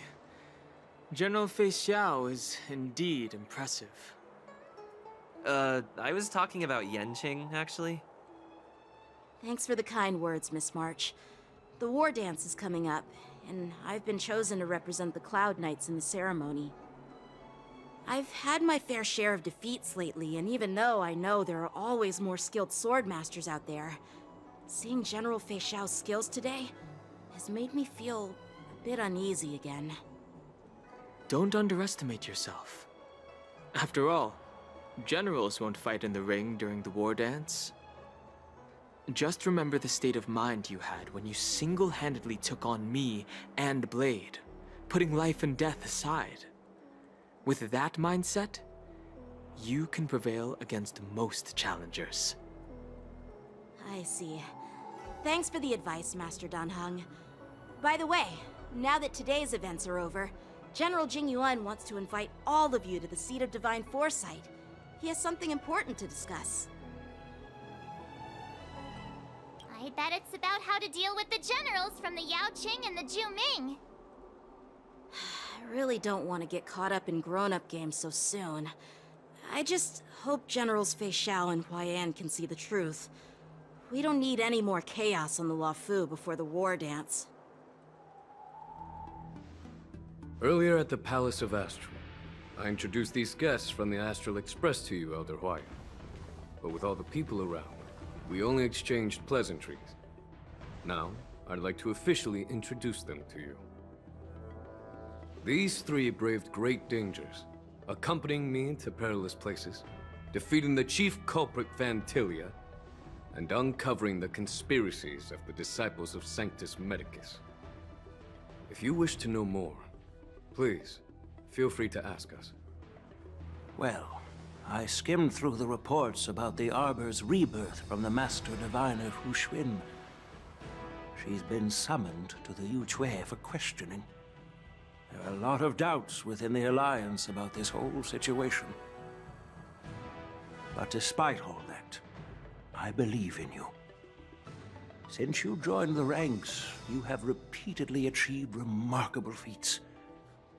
After the High Cloud Quintet each went their separate ways, despite the many criticisms within the Alliance, the Marshal still stood firm against the dissenting voices and entrusted the Luofu to you. Over the years, you've served the Alliance with loyalty and wisdom. You've taken down abominations in Thalassa, rescued the Xianzhou Yuchue from a siege, and destroyed the demonic planet summoned by the denizens of abundance.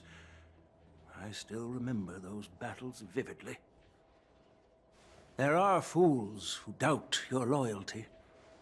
They're happy to see the divine foresight fail because it gives them some kind of sick satisfaction. They haven't achieved anything of their own, so they feed off the failures of others. But I've seen enough failures in my time, and I want to believe that your loyalty has never wavered. So, General Fei Xiao of the Yaoqing is the only one investigating the Ambrosial Arbor crisis on behalf of the Alliance? No. I am too. This old man's words always catch me off guard. The Marshal ordered me to come to the Xianzhou Laofu, but the document only says, attend the war dance and listen to Fei Xiao's questioning.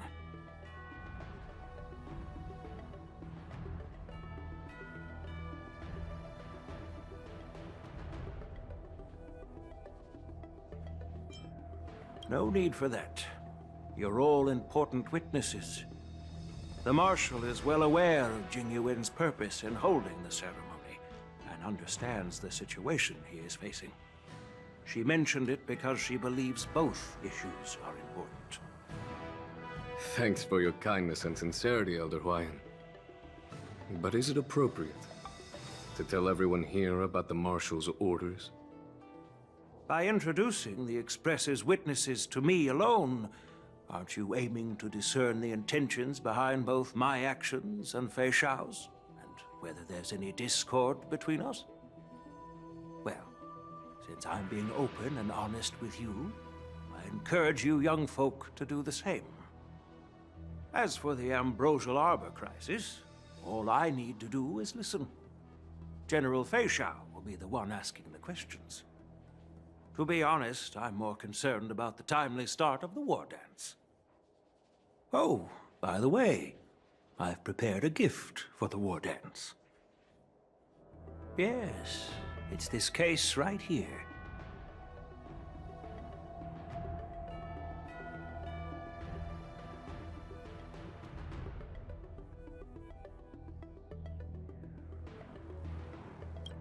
There will be numerous contests and celebrations during the war dance, and the main event will be the Ringmaster's Challenge. The host will dispatch a skilled warrior to take on challengers from all over the cosmos, showcasing the excellent martial arts of the Xianzhou Laofu. When you mentioned that the Astral Express would be attending the ceremony, I thought the High Elder of the Laofu would be the Ringmaster. You humor me, Elder Huayan.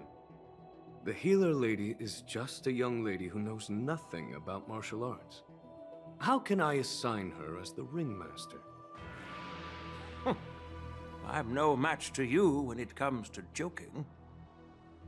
What's this box for? Why don't you open it, General Huayan?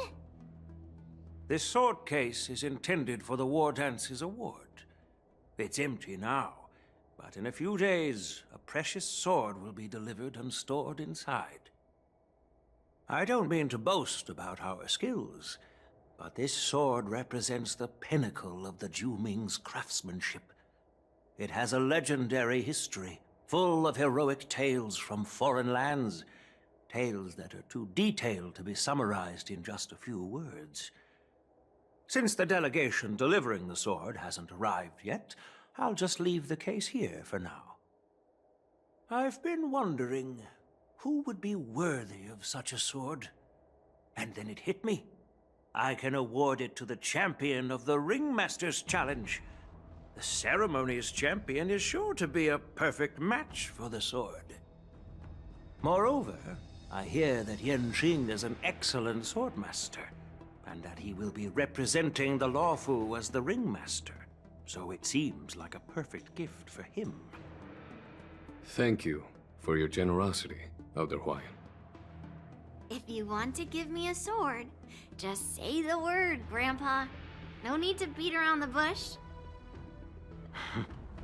You've got confidence, my girl, but I don't think you can best Yanjing. I know you're all about swords, Miss Yunli.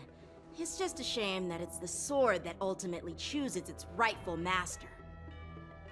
Yeah, and even if someone gets their hands on such a precious sword, it'll probably end up in someone else's.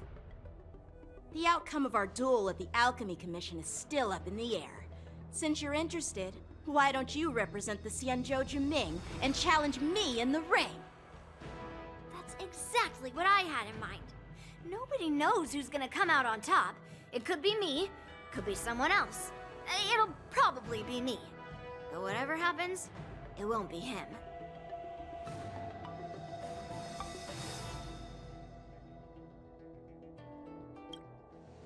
Not to be rude or anything, we've been watching their drama. I'm dying to find out who beats who. Quiet down. We have other guests here. I've prepared this sword to add some excitement to the ceremony, not to have you two squabble. It's not a good look for the Alliance. While you both seem confident that you'll win, you need to remember there can only be one winner and one loser in the ring, which could lead to hard feelings. Actually, I have an idea. We don't know who the winner will be, and it might not be either of you. But if you're eyeing that prize, you'll need to work together. I want you to take on an apprentice who will take part in the war dance and win at least one match. How does that make sense? In my humble opinion, while a Cloud Knight is commendable by securing victories, it's even more so to pass on your skills and spread the way of swordplay. I'd be greatly pleased if this apprentice could represent the Express in the war dance by displaying their Cloud Knight flair and prowess. Well, Elder Hawaiian's idea is quite interesting. Imparting swordplay skills requires teamwork, and both the winner and the loser will learn a valuable lesson regardless of the outcome. The question is, whom should the two of them take as an apprentice? Huh? Who? Wait, me? I noticed just now that Miss March seemed quite interested in the outcome of your sword fight. So I thought, why not teach her the art of swordplay? Wait, are you serious, General? Why am I being dragged into this all of a sudden? I've never practiced swordplay before. I'm a total newbie. You really think I can learn it? Well, you'll probably realize I have no hope and give up on me. And that'd be so embarrassing.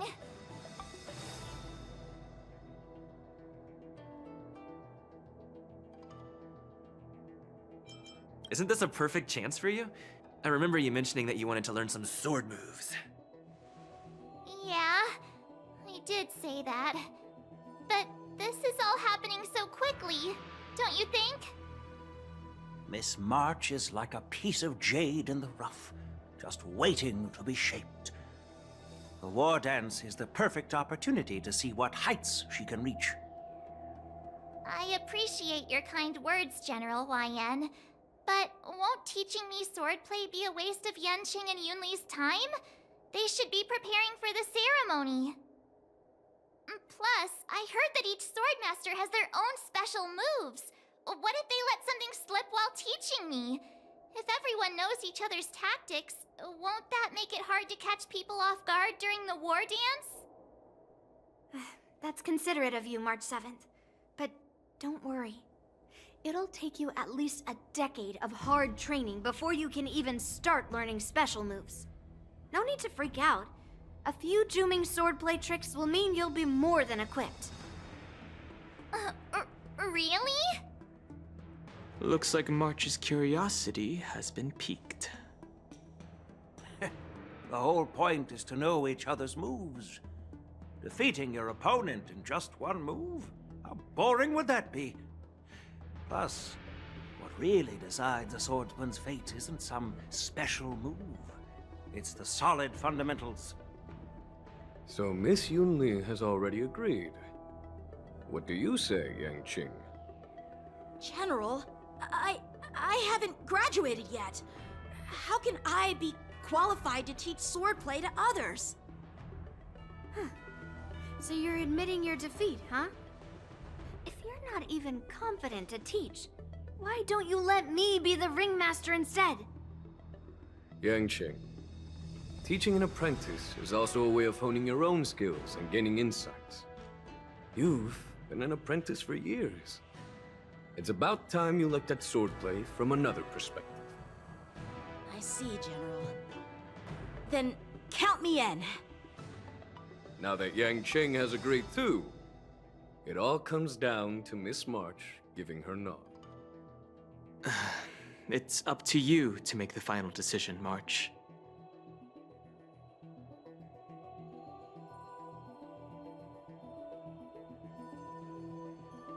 At least that way, I won't have to worry about you accidentally shooting me in the butt all the time. Hey, I've never missed my target. Then I'm on board. Thank you for your kindness, General Huayan. Great! Starting tomorrow, Yanqing and Yunli will teach you the basics of the Cloud Knight's swordplay. Yunli and I will head out and purchase some sword practice equipment for Miss March. Think of it as a little initiation gift. You're too kind. Wait, you're giving me a gift? Shouldn't it be the other way around?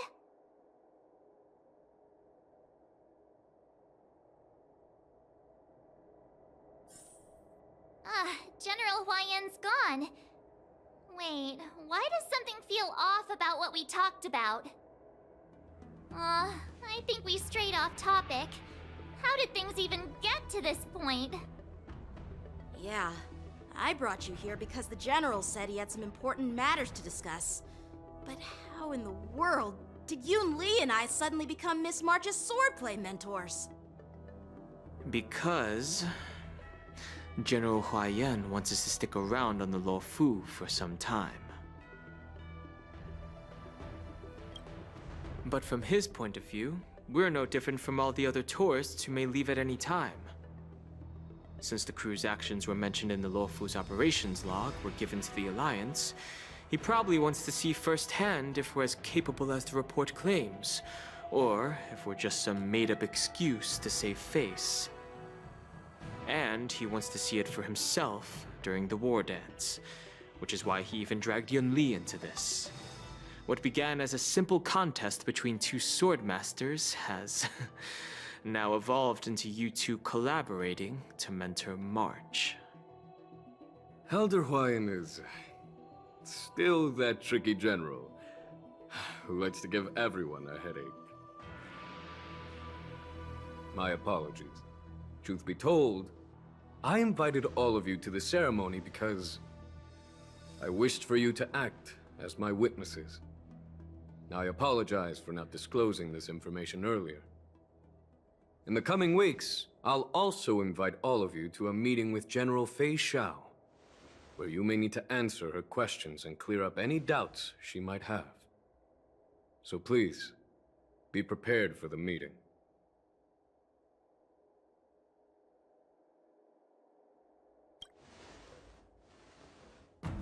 Don't worry, General. No matter what happens, I'm prepared to stay here as the Express's witness and answer any questions. Thank you, everyone.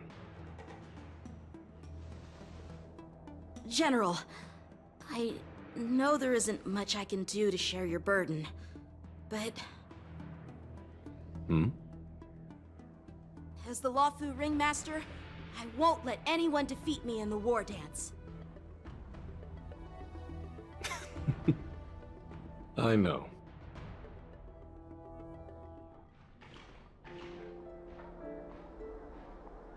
The illustrious Merlin's Claw waiting for me? And for so long, too? It's quite an honor. It's been a while, General Fei Xiao. It's been 30 years since we last saw each other. Right, Yukong? Yes. Back then, you were the vanguard of the Yao Qing's Verdant Knights, and I was a pilot of the Law Fu's Rainbow Orbit fleet. Who would have thought that upon meeting again, you'd be a general, and I'd have given up flying? It really does feel like a lifetime ago. Well, I wouldn't say I haven't seen you in 30 years. After all, your great victories are announced through the Yellow Bell resonance system every day. So I'm well aware of your great feats. How's your health holding up? Still stable, I suppose. Do you still remember the medic who saved me in battle? That healer with the odd name and peculiar temperament. What was his name again? Was it Pichu? Or Kachio? Jiao Cho. He's been my retainer and personal healer, delegated by the Alchemy Commission from the Xianzhou Yao Qing. Over the years, he's dedicated himself to managing my condition. It's thanks to him that I'm still in good health today. Given my background, I'm happy to have made it this far. I'm relieved to know that you're safe and sound.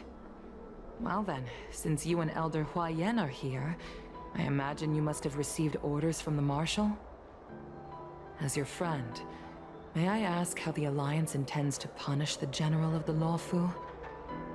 The Arbor's rebirth has frightened the Elders who lurk behind the scenes. They fear the resurgence of abominations, much like what happened 30 years ago. Although the report from the Lawfu explained all the details, we don't know if the Ruin Legion really invaded, or how exactly the Stellaron Hunters and the Astral Express became involved. This puzzle has many missing pieces. As you know, the fugitive Jing Liu, who mysteriously disappeared many years ago, has resurfaced. This time, she has brought along an Outworlder and a coffin, claiming to offer the Marshal a method to fight against the Eons. The Lawfu Preceptor has also leveled accusations against Jing Yuan for neglecting the Alliance's principles.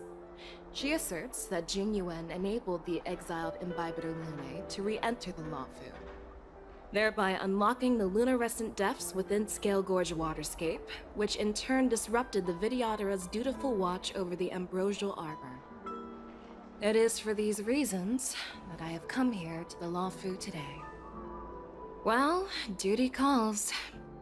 Perhaps I shouldn't have mentioned all of this to an uninvolved person, but since we once fought together, I didn't want to keep you in the dark. Perhaps pretending you didn't hear any of this would be for the best. I understand. I'm sorry. I was out of line. I know I shouldn't be defending General Jing Yuan right now, but... well, you know how I am. The Lawfu has enjoyed centuries of stability since the end of the sedition of Imbibitor Lunae, much of which can be attributed to General Jing Yuan's masterful strategizing. Unfortunately, for long-life species, enduring through the ages always culminates in a failure that undoes all previous achievements. A moment that our adversaries relish. That's true. And that's why I'm also here for another purpose. To visit Hule. Hule? You mean that Hule? The Borisin warhead? The same Hule who has been imprisoned in the Shackling prison for over 7 centuries? The nemesis of the Foxians who will never be forgiven and shall be imprisoned until the end of the cosmos. I can't quite remember the exact wording, but yes, the very same Hule. Usually, only emissaries from the Xianzhou Yao Qing Skyfaring Commission visit him once every century. Why do you have to visit him now, of all times? The Foxians and the Alliance made a pact to combat the abominations, aiming to achieve justice and free their kin. That werewolf monster is to be forever imprisoned in the dark recesses of the Shackling prison, facing unending retribution. Given the situation on the Lawfu, Those on the Yaoqing are concerned about Hulei's imprisonment. I'm afraid that the routine visit every century is no longer sufficient to ease their concerns. That's why I was sent here, to reassure them. It's all bad news. Well, not everything. There might be a silver lining. Oh, by the way, I found some clues about the thing you asked for. Tell me more. The Verdant Knights followed the route you mentioned and discovered the wreckage of the Whistling Flame ship. Unfortunately, there were no survivors and no cargo. However, someone had already been on the scene before we arrived. Our people? Or someone from the IPC? No, neither. Yukong, have you heard of a person named Ron May?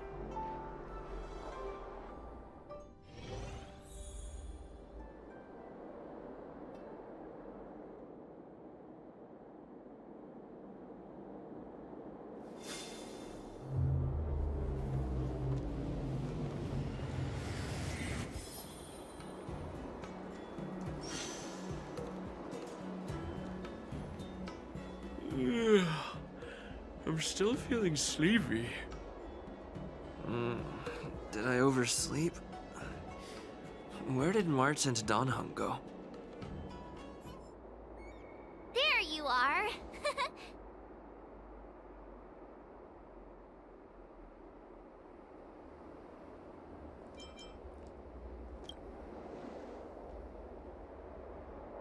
It's an honor to learn from you, Master Yanqing.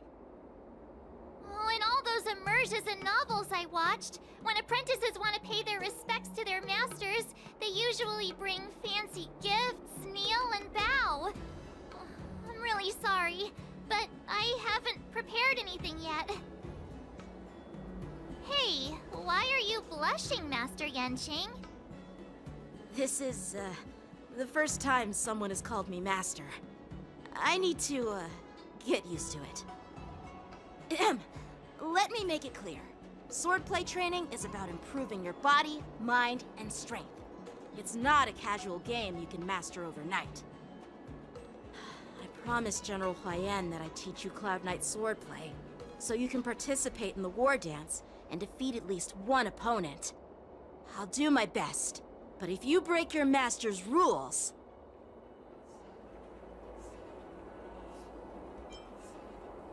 Fine. A promise is a promise. Since I promised to study hard, I'll do my best starting today. Great! That's the spirit. March is in your hands now, Yanqing. Don't be too easy on her.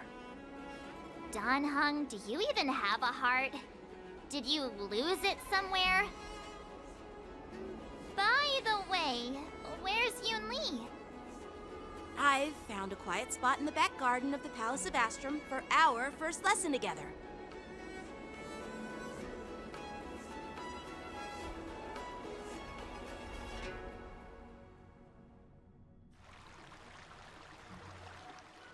Seriously? It's the first day, and you two are already late? Why is everyone on the Luofu so laid back? So disappointing. Master Yunli, you're already here. Sorry for keeping you waiting. Oh, wait. Were you trying to teach her in secret? That's sneaky. I'm just showing you what Luofu etiquette is all about. She might be my apprentice, but it's customary for the master to personally escort their apprentice to the place of learning. As the host, I'll be teaching Miss March the essence of Luofu swordplay, after which she'll emerge victorious in the war dance ring. You won't be complaining about Luofu swordplay then. Stand aside, rookie. Let me show you how we Zhu-Ming swordmasters treat their apprentices. Quickly, over here, Miss March. This is a reverse mentorship gift from me to you. I hope you put it to good use.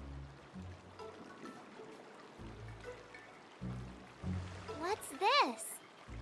Xianzhou clothing? It's so beautiful! Sword practice requires precise movements. This outfit is tailored to fit perfectly and allows for smooth movements. I even added some small accessories. I put a lot of thought into it. You're awesome, Master Yunli! See? See? How can you compete with me?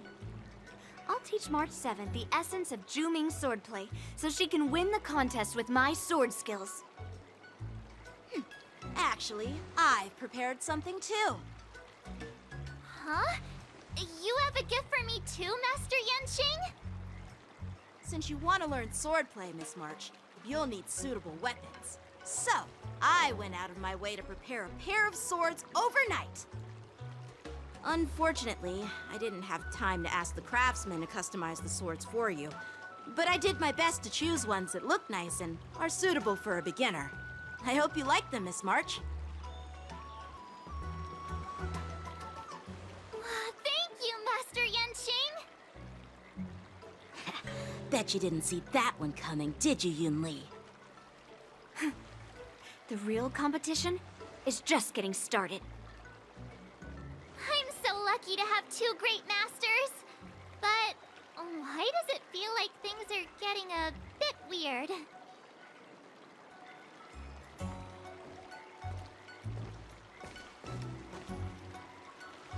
So what do you think, Masters? Does this outfit suit me? Perfect. I chose it carefully. It's perfect for beautiful young swordswomen like you and me.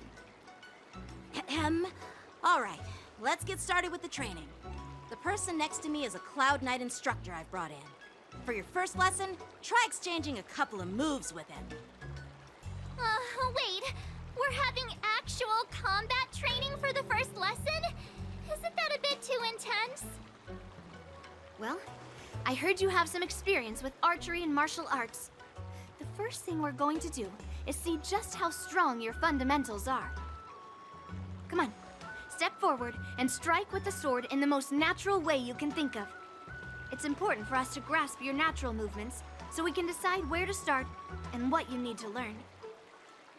If you're ready, let's begin. Okay.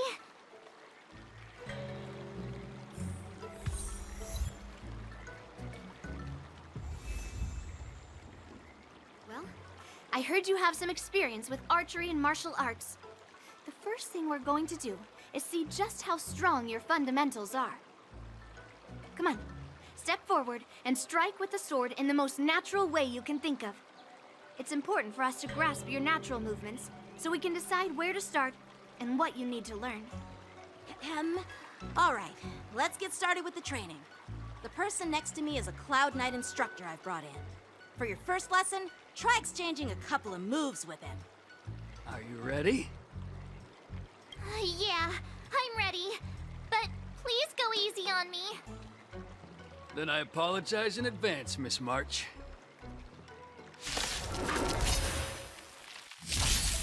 I could take 10 of you.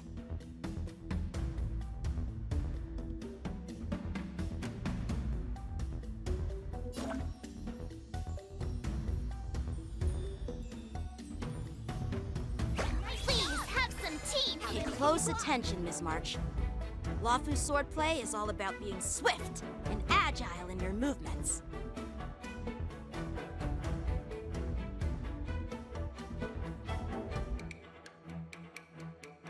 The sword is like water. It cannot remain still. Blade and flight! Right on time. Ignore him. Strength is everything.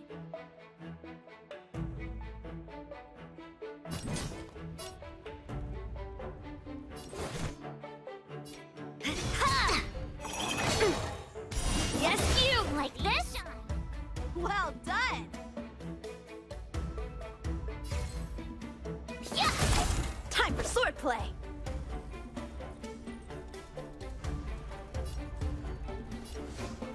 Strike with heart! Right on time.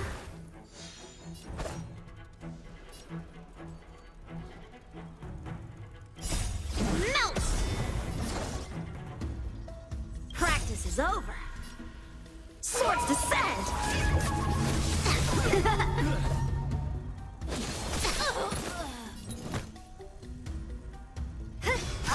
Severing mountains! I'm starting to get the hang of it. Blade and flight! Awesome! You'll make good practice. With a true heart and focused mind, here I come! Yes, you! Ugh. Slap! Right on time. Yes, you!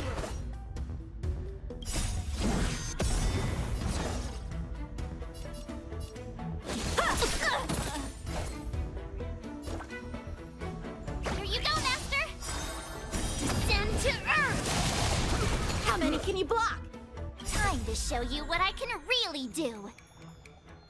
Azure Dragon, White Tiger, less carbs, watch this!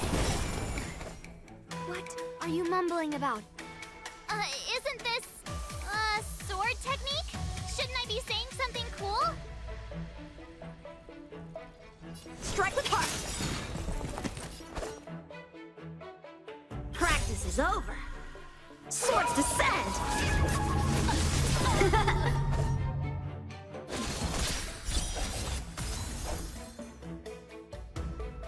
Yeah! Right on time. Melt! Strike! Blade and flight! Mountains! Oh, awesome! All right, check out this move!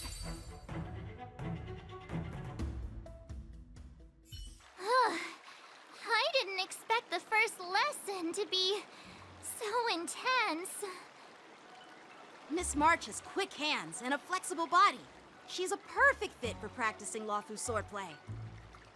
However, she lacks strength, and her strikes were a bit unfocused.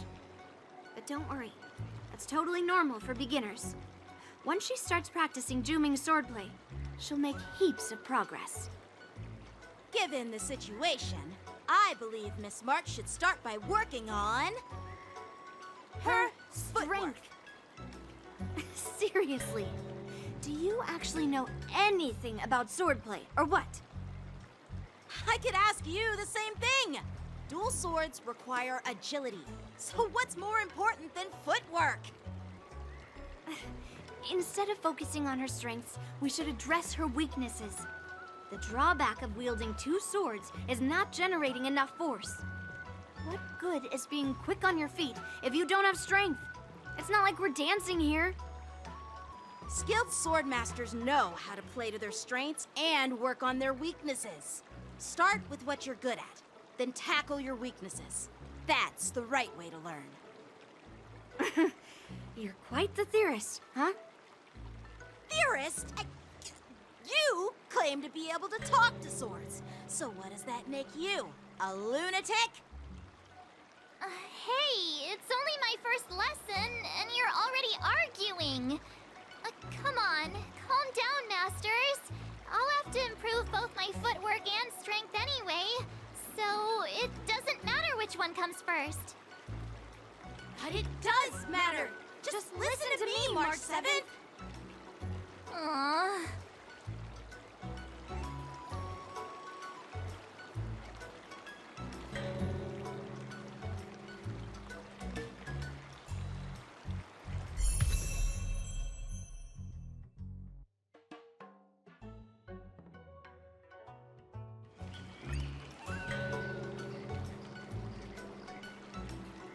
Dear Himeko, Mr. Yang, and Pom Pom, we're all good here on the Xianzhou Lawfu, so no need to worry.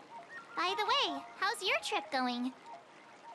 As for me, I've somehow become the apprentice to 2 Cloud Knight sword masters, and I've been honing my sword skills with their guidance. One of them is Yenqing, the boy we've all met before. The other is Yun Li, the granddaughter of General Huayan from the Xianzhou Juming. Both masters are super strict, giving me a real taste of how hard sword training can be. I tried to drag him into this, but he refused. Then I tried to rope Dan Heng in, but Master Yanqing wouldn't have it. Still, I didn't let the difficulty get to me. In just a few weeks, my sword skills have improved a lot. Both my masters think I have unique talents in swordplay, and are literally fighting each other to teach me their skills. Thanks to their guidance, I've actually made some progress. When I get back to the Express, I'll definitely show off my skills and impress you all. Looking forward to your reply. Yours, March 7th.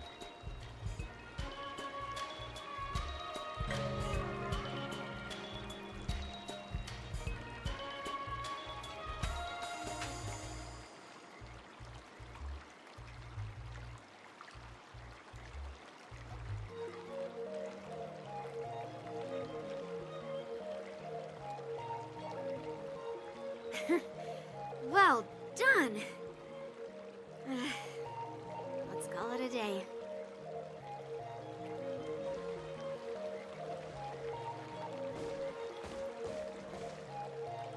Miss March's sword skills are really coming along. She'll hold her own just fine in the war dance.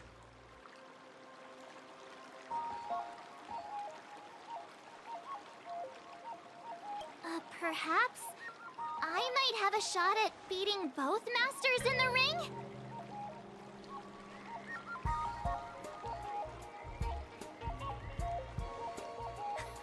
Get real. You've only been practicing for a short while. How could that possibly happen? With your talent, Miss March, if you dedicate a few more decades to training, you might eventually be able to defeat Yun Li. Decades? But I'll be an old lady by then. No. Can you believe it? March 7th has actually become a pretty decent swordmaster in such a short time. Now I understand why Grandpa always had a grin on his face while training me. Are you sure he wasn't laughing at you? Oh, shut up! It's all thanks to your amazing guidance, Masters. Miss March, you're really getting the hang of wielding dual swords.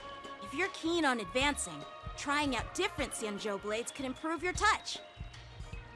Oh, let me see.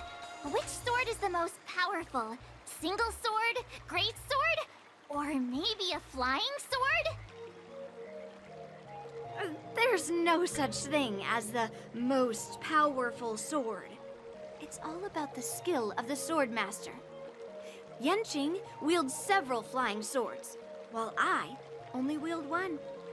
But remember how I kicked his butt at the Alchemy Commission? First, you didn't kick my butt. Second, you'll never kick my butt. Third, how about we settle this right now and see who kicks whose butt? Yeah, I'm up for that. And if I kick your butt, you'll drop out of the war dance. Deal? Why are you two arguing again? I thought things had been improving between you lately. There was talk that the leading disciples of the Luofu and Juming generals were supposed to face off in the war dance, but for some reason, they suddenly teamed up to train an apprentice of their own. Turns out, the rumors are true.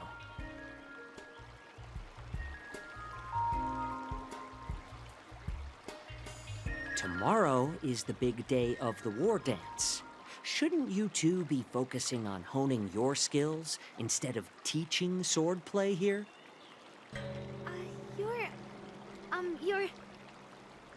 That's right. You're the pink-haired box from the Yaoqing.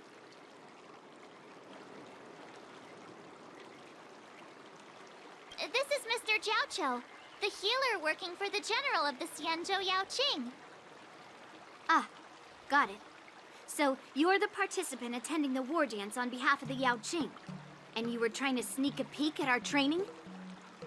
Sorry for the misunderstanding. I don't know anything about martial arts. I'm just here on the General's orders to take care of some official business. I didn't mean to interrupt your training. I'll be on my way.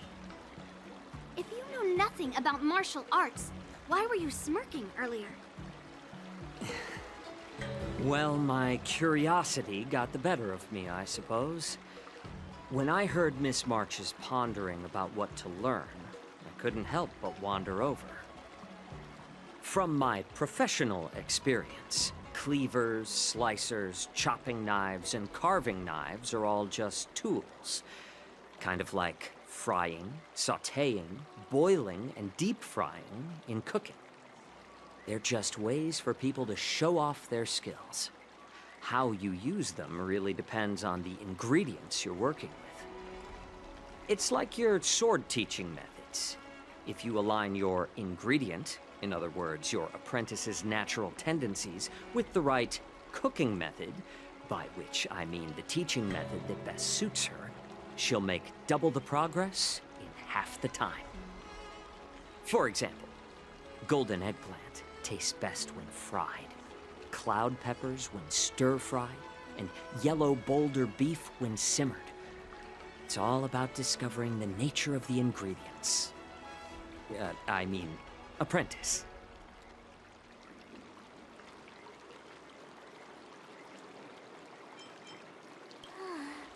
All this talk about food is making me hungry.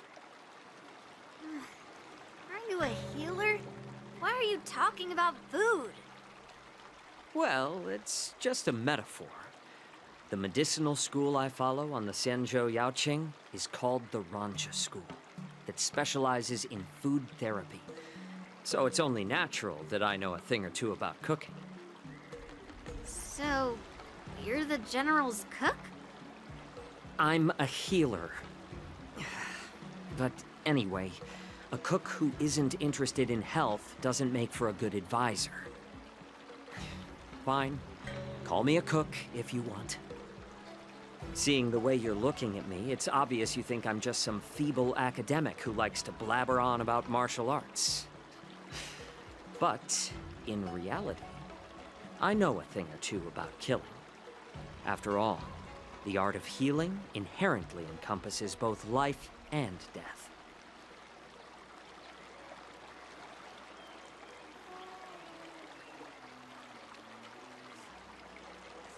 Why is this guy suddenly getting all serious with kids?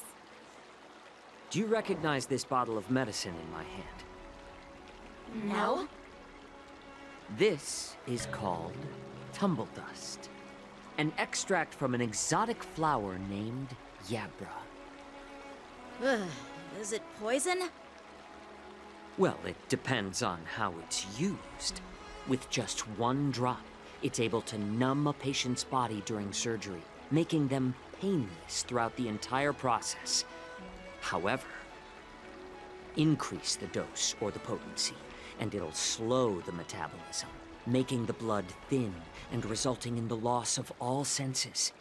Even long-life species cannot escape its effects. This thing can save lives or take them. It's more powerful than the swords in your hands. That may be so, but still, I prefer settling things with a sword than, you know. Huh. Looks like I did get you all wrong. You're not a feeble scholar, but a sinister and despicable one. Hey, why the insults all of a sudden? I'm just sharing some medical knowledge here, not persuading you to poison anyone. Seems like you get real excited when talking about poison. I can't tell if that's an honorable thing or sinister. Picture this. Two individuals. The one standing is full of malice. The other lying down is honorable and righteous. How can the one who's lying down label the one standing as sinister. In the throes of combat, where life and death hinge on a singular moment, every idea fades into nothingness. The only thing that matters is staying alive. Surviving the battlefield reshapes all notions of worth, be it integrity or treachery. In my eyes, their significance is negligible. Perhaps you've underestimated Yunli and me, Mr. Jiaoqiu. We may be young, but we've seen our fair share of war. Well, well. Then you should know that the war dance is nothing more than a contest. So why are you so focused on it? When I was appointed as the ringmaster for the war dance, I asked the general, we Cloud Knights are supposed to charge into the fray and slay enemies. Why do we have to swing swords in a ring just to please an audience? And this is how the general replied. To unsheath your sword in a ring is no different than on the battlefield, as your sword reveals the might of all Cloud Knights. The war dance is the perfect chance to showcase martial virtue and forge alliances from all over the cosmos. When we unsheath the sword without drawing blood, we not only display our might, but also the martial virtue of the Cloud Knights. That's quite an insightful statement, Yanqing. Well, my apologies for being so short-sighted. I've been on the Luofu for quite some time, but I haven't had the chance to see the ceremony venue for myself yet. Hearing you speak so highly of it has piqued my curiosity. Would you mind showing me around? You want to see the Sky Splitter ship where the war dance will be held? Let's go! I bet Yunli and Miss March haven't seen it either, right? Well then, I'll give you all a tour. Surviving the battlefield reshapes all notions of worth, be it integrity or treachery. In my eyes, their significance is negligible. Can you believe it? March 7th has actually become a pretty decent swordmaster in such a short time. Now I understand why Grandpa always had a grin on his face while training me. Let's go. I'll give you a tour of the Sky Splitter.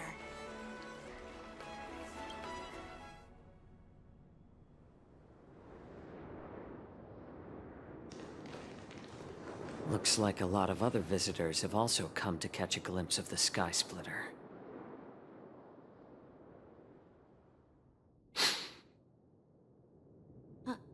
What's up, Mr. Jiaoqiu? No, it's nothing.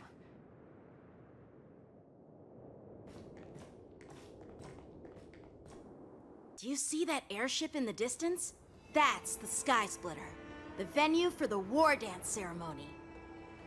It doesn't look all that impressive from this distance. The Sky Splitter is actually a decommissioned Luofu military vessel. People aren't allowed on board until the war dance officially commences. Tomorrow, when the bell rings and the ceremonial cannons roar, I'll be there representing the Cloud Knights of the Xianzhou Luofu, standing in the ring, ready to take on challengers from all over the cosmos. Since I was a kid, I've been training in swordplay and the art of war under the general. Every day, I'd swing my sword 10,000 times, and then thrust it 10,000 times, repeating the process over and over.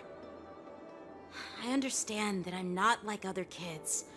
I never envied the toys and freedom they all had. I never found sword practice boring or hard. Even in the thick of battle, facing down savage abominations, I never felt scared. Each day, I could feel myself getting stronger and stronger, and I racked up countless victories. It's the best feeling in the world. But then, I faced a really tough opponent. and just one slash shattered my confidence into 1,000 pieces. That's when I felt true fear for the first time. Maybe that's what Mr. Zhao Cho meant by life and death hinge on a singular moment.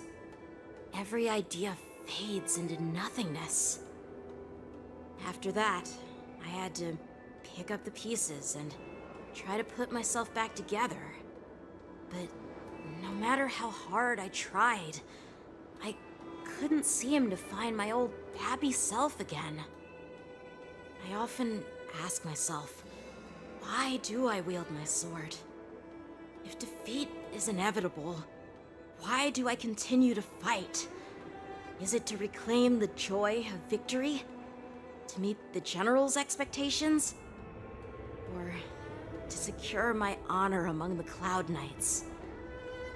While the General could teach me the art of swordplay, he couldn't teach me why I should keep on going. He said the reason must come from within myself. I've been struggling to find that reason. But after talking with you, Mr. Zhao Cho, I think I already have that reason in mind. As a member of the Cloud Knights and the General's apprentice, I've had a weight on my shoulders. And I know there's still more to shoulder. But when I wield my sword, it feels like I'm letting go of everything. I love the feeling of giving it my all, facing any obstacle in front of me, pressing forward. That's why I wield my sword. Oh, Yanqing. So young, yet so grown up. By the way, how old are you exactly? Age doesn't really matter. All swordmasters will understand how I feel.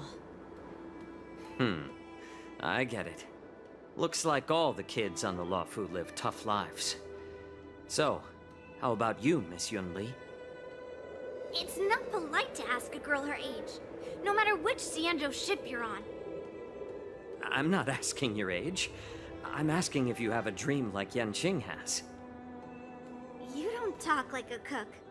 You sound more like a TV host or something. Need I repeat myself again? I'm a healer. Well, I don't have a dream like Yanqing does. The only reason I'm participating in the Ringmaster's Challenge is because I made a promise to my grandfather that I'd win the precious sword he's contributed to the war dance. Sounds like that mind of yours is just filled with swords. I bet you've got nothing better on your mind. My father was a craftsman on the Xianzhou Juming. Because of his foolishness, many innocent people fell victim to the cursed swords he forged. Since I was a kid, it's been clear to me that not everyone deserves to have a weapon in their hands. Giving them a sword is no different than being cruel to the innocent. So, whenever I come across someone unworthy of a sword, I can't help but want to take it away from them. Given that Yanqing is the war dance ringmaster, I'm stepping up to challenge him. To ensure the precious sword doesn't fall into the hands of an unworthy master. Hey, what do you mean by an unworthy master? I see. It's not easy for kids on the Juming either. Well, it's better to have a reason for wielding a sword than to be lost and confused. I've saved countless Cloud Knights in my life, and there are plenty of exceptional warriors, just like the two of you. What happened, Mr. Zhao Cho? Oh, nothing. I was just reminded of some old friends and old tales. Judging from my professional perspective as a healer, both of you possess remarkable vitality. Your energies flow like raging fires and mighty gales. The upcoming fight will definitely be impressive.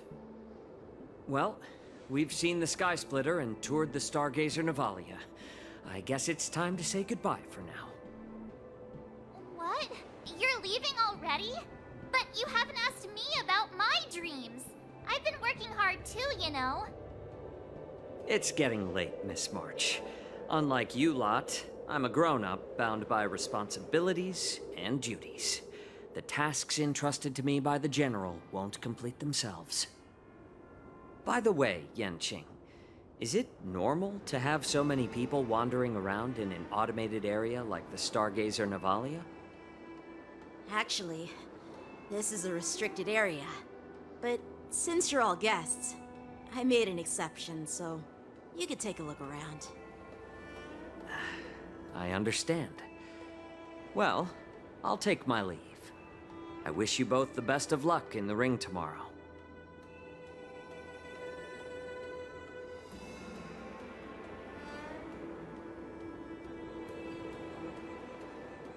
Seriously? I just spent so much time thinking about my dream, but he didn't even ask me. Now that we're done with our tour of the Sky Splitter, shall we continue with our training?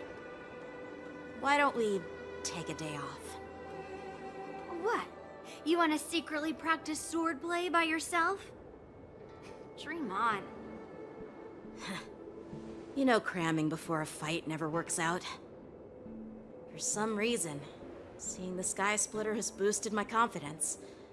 So, I've decided to conserve my strength for tomorrow. All right. I'll take you out of the Stargazer Navalia. Oh, just shut up, Red Fang! This is not a beast ship. I need some time to take care of things. You willingly donned the skin of a lowly beast to join this mission, dedicating yourself to our glorious cause. And now you're telling me you can't handle it? Do you realize how many ships we need? I'm doing my best, all right? It takes time to figure all this out. When the guns go off tomorrow, all eyes will be on it. That'll be our only chance. Arzash! Who's there?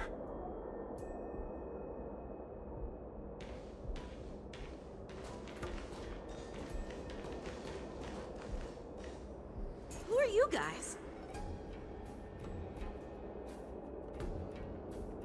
An impromptu inspection. Why are there outsiders loitering in Stargazer Navalia? And a bunch of kids at that. Hey, kids, didn't your parents ever tell you to stay away from the Stargazer Navalia? I know it's an automated facility, but it doesn't mean you can just break in and do what you want.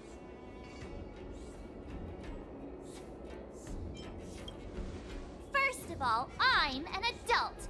Second, I didn't just break in. Yeah, we flew here on a star skiff. Like, whoosh! Well, I'm not trying to tell you off, but this place is off limits to the public, you know? Big sis, let's go. I want to play in Ever Hunt Planes.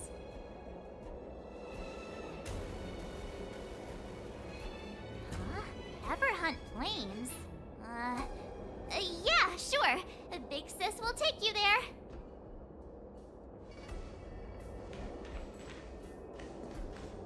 Shuha! You should have let me.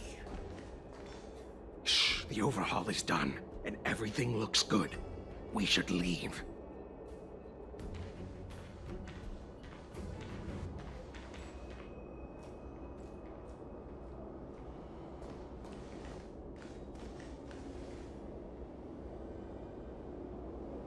Could you repeat what you just said, Yanqing? What did I say?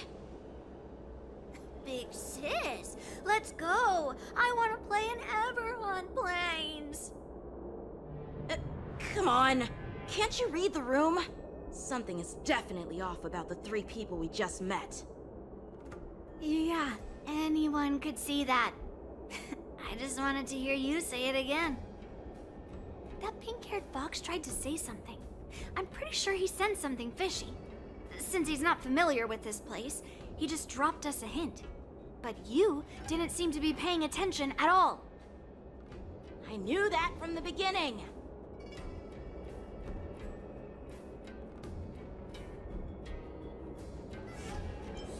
They said they were doing an overhaul, but it looked like they had no idea how to operate the Starskiff production line, right?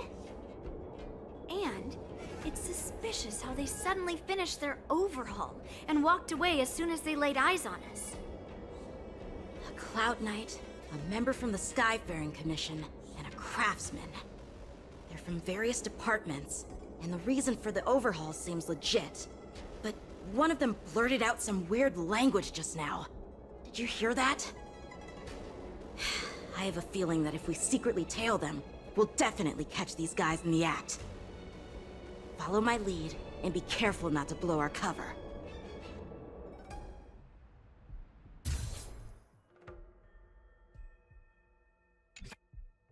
We should have just killed those lowly beasts. Those little brats won't take up much space. There are boxes all over this place. Just dump them into one and no one will notice. Cut the theatrics, Grulok. Even the slightest slip-up could interfere with Lord Moktok's plans. So where are we heading next? To check the freight skiffs. We've got a lot of preparations to do. Also, don't forget to take those crates with you. Weapons, supplies. We've got to be well prepared. Otherwise, we're screwed. So, are they smugglers? What exactly are they up to? I have no clue, but they seem to be moving those crates. I've got an idea. We can hide inside the crates and follow them.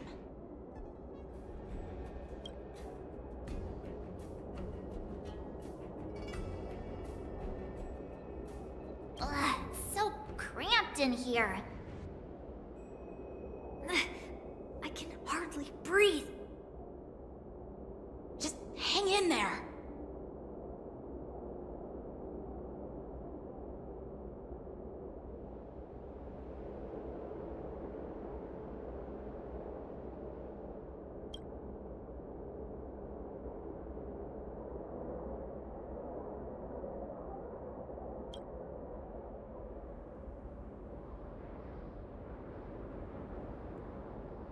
Let's just put the cargo here for now, all right?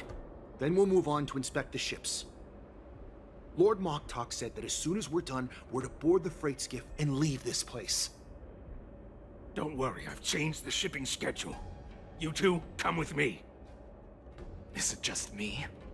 I keep smelling that stench of lowly beasts everywhere we go. Don't be so paranoid.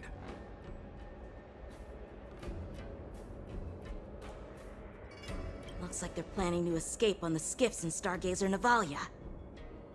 They keep talking about their plans, but where do they come from? And what do they want to do on the Xianzhou? They're definitely up to something bad. Wait, they disappeared! Let's catch up to them.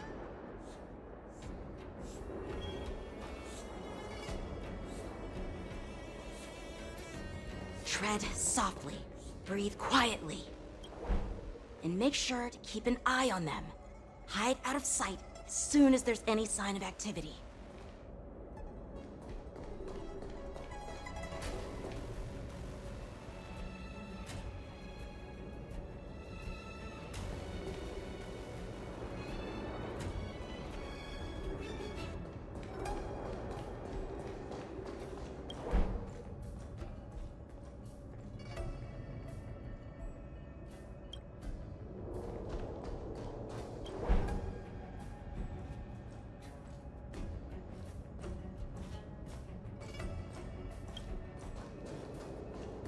Don't be so paranoid.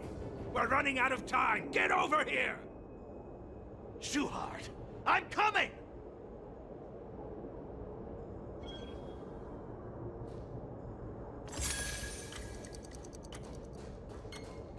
leaving. We should catch up to them, quickly!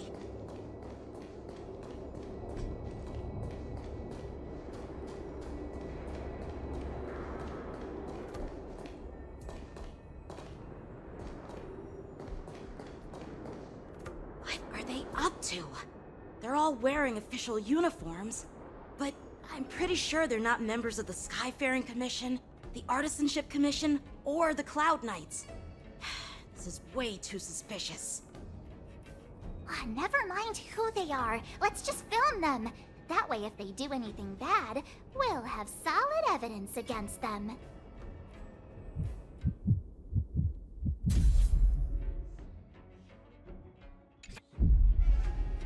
Look at this. A freight star skiff with enough room to fit at least 20 of my men.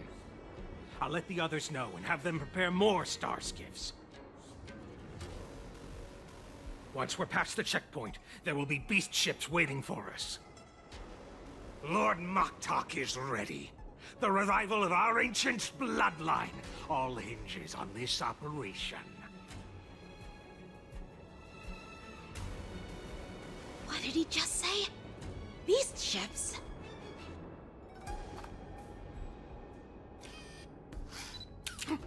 Who's there? It's those brats! I told you to get rid of them, but you didn't listen, you idiot! Wipe them all out!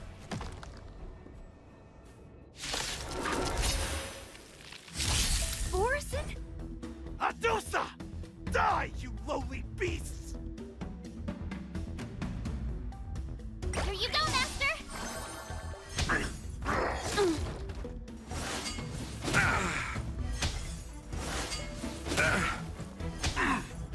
I underestimated you.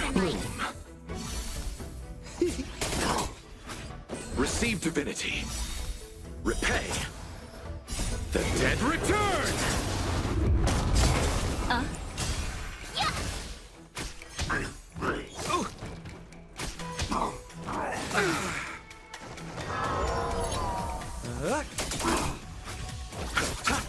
Ill tidings manifest. Beneath the waters lies an endless abyss.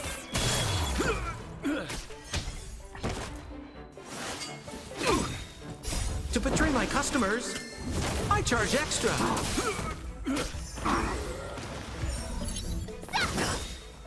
Azure Dragon, White Tiger, less cards! What's this?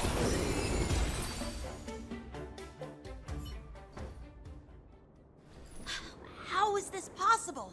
How did these Foxians change their appearances like that? They're not Foxians at all. They revealed their true form. They're Borison, just like the bandits I defeated on the IPC ship. Wait, that means...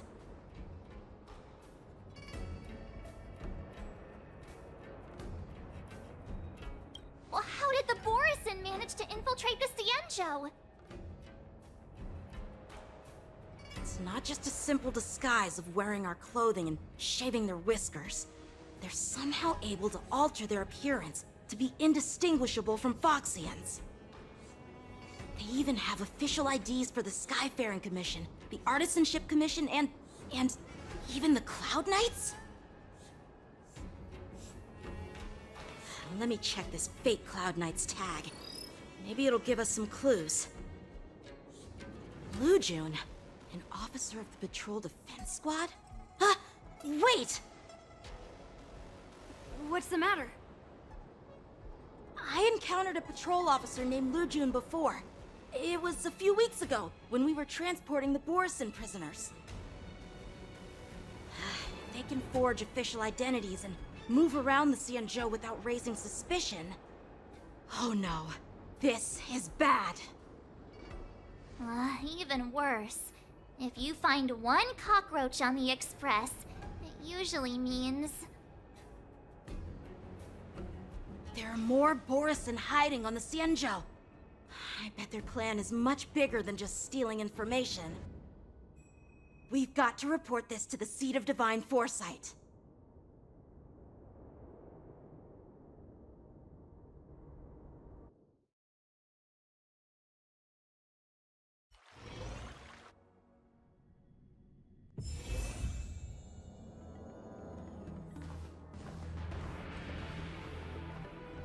I am glad to finally meet you in person, guests from the Astral Express. I'm Fei Xiao, the General of the Xianzhou Yao Cheng. Let me introduce our guest to you. The one dressed in green. He's the reincarnation of Imbibitor Lune, and the person behind him is the newest member of the crew. I've heard a lot about you. Outside the reports from the Law Fu, the Skyfaring Commission of the Yaoqing has also gathered plenty of information about both of you. I've been eager to meet you face to face for reasons that I'm sure General Jing Yuan has explained, right?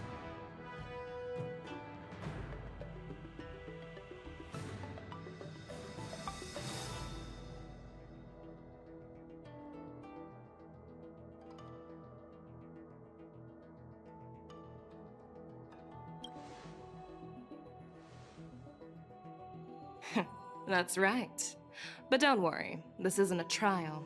I just want to have a chat with you and get a better understanding of the facts. According to General Jing Yuan's report, the Ruin Legion is to blame for the Ambrosial Arbor crisis, and all Arbiter Generals should pay attention to the Ruin Author's movements.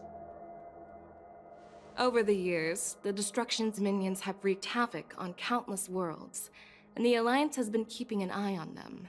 But no one expected them to join hands with the remnants of the Abundance. The damage caused by the Ambrosial Arbor crisis was far less severe than expected, which is good news for us. However, it was quite different from the Ruin Legion's usual style of destroying life wherever they go. While I trust the bravery of the Divine Foresight and the Nameless, I'm curious about some details missing from the report. I'd like to take this chance to have an exchange with both of you.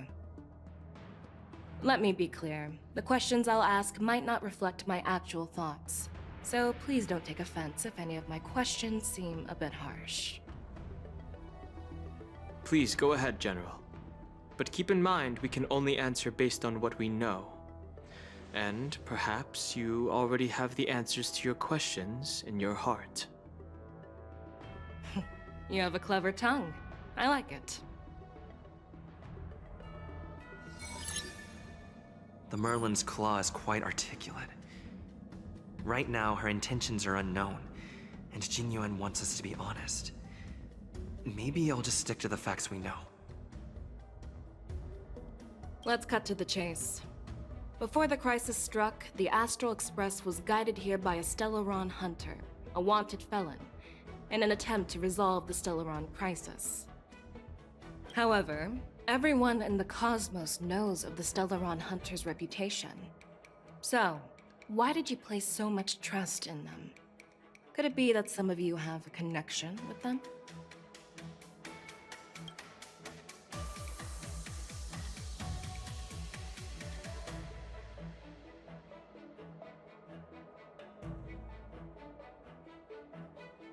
Apart from the Lafu, there are many other worlds suffering from Stellaron corrosion. For example, Eurillo 6, the world that the Express stopped at before reaching the Lafu, was one of them. To the Express, Stellarons act as roadblocks on the Silver Rail and pose risks to the warping process. And that's why dealing with Stellaron issues is part of the duty of the Nameless. Ah, I've heard about those problems caused by Stellarons. The Express connects various worlds, so it makes sense for you to take care of this.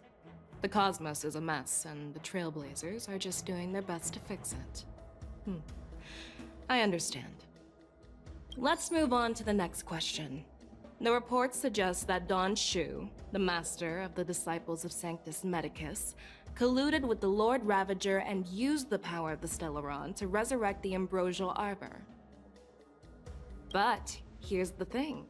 Don Shu was just a chief alchemist.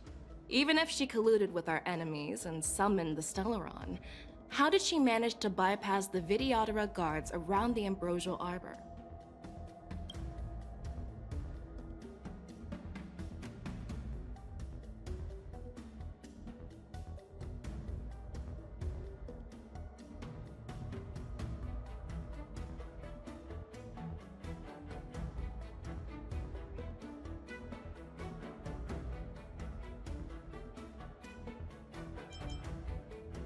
the Luofu hadn't exiled Dan Heng, leaving the Videodara with no leader, they wouldn't have fallen into chaos, and there wouldn't have been the opportunity to bring the Stellaron to the roots of the Arbor unnoticed.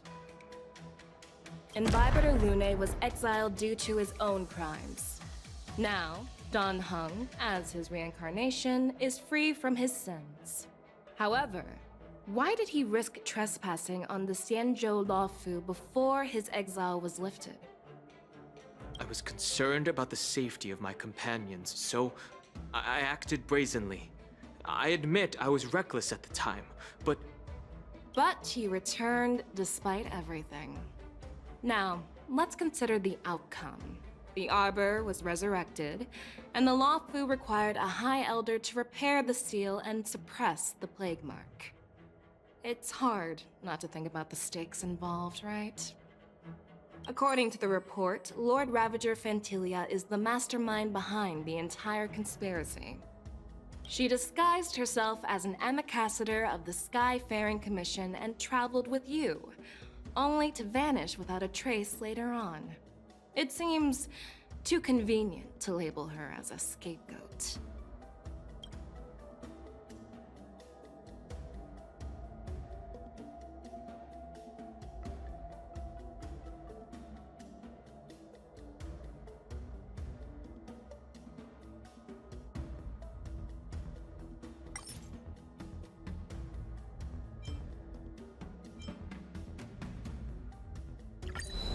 Could you please give us another chance?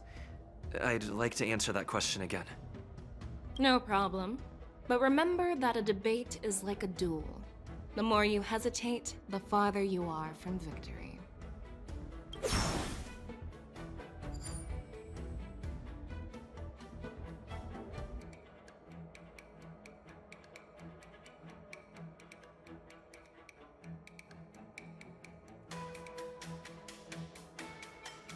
I personally met Dan Shu once.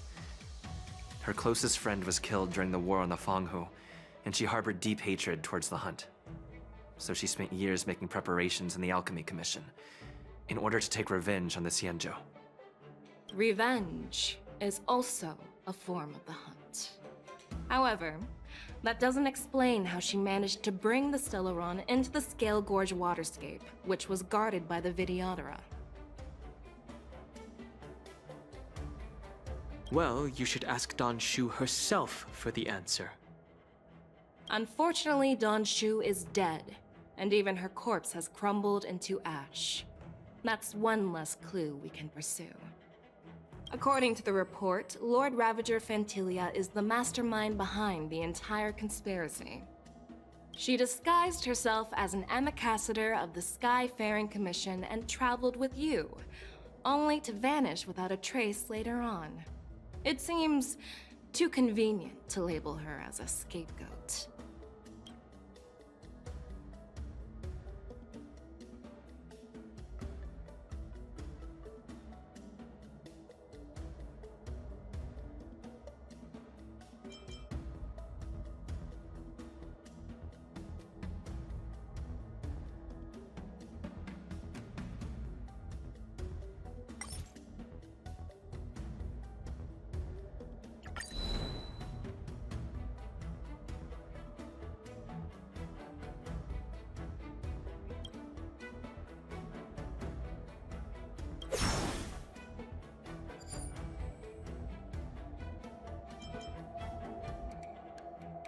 I was there, fighting Fantilia alongside General Jingyuan, but she absorbed the power of the Ambrosial Arbor and gained an almost indestructible physical form.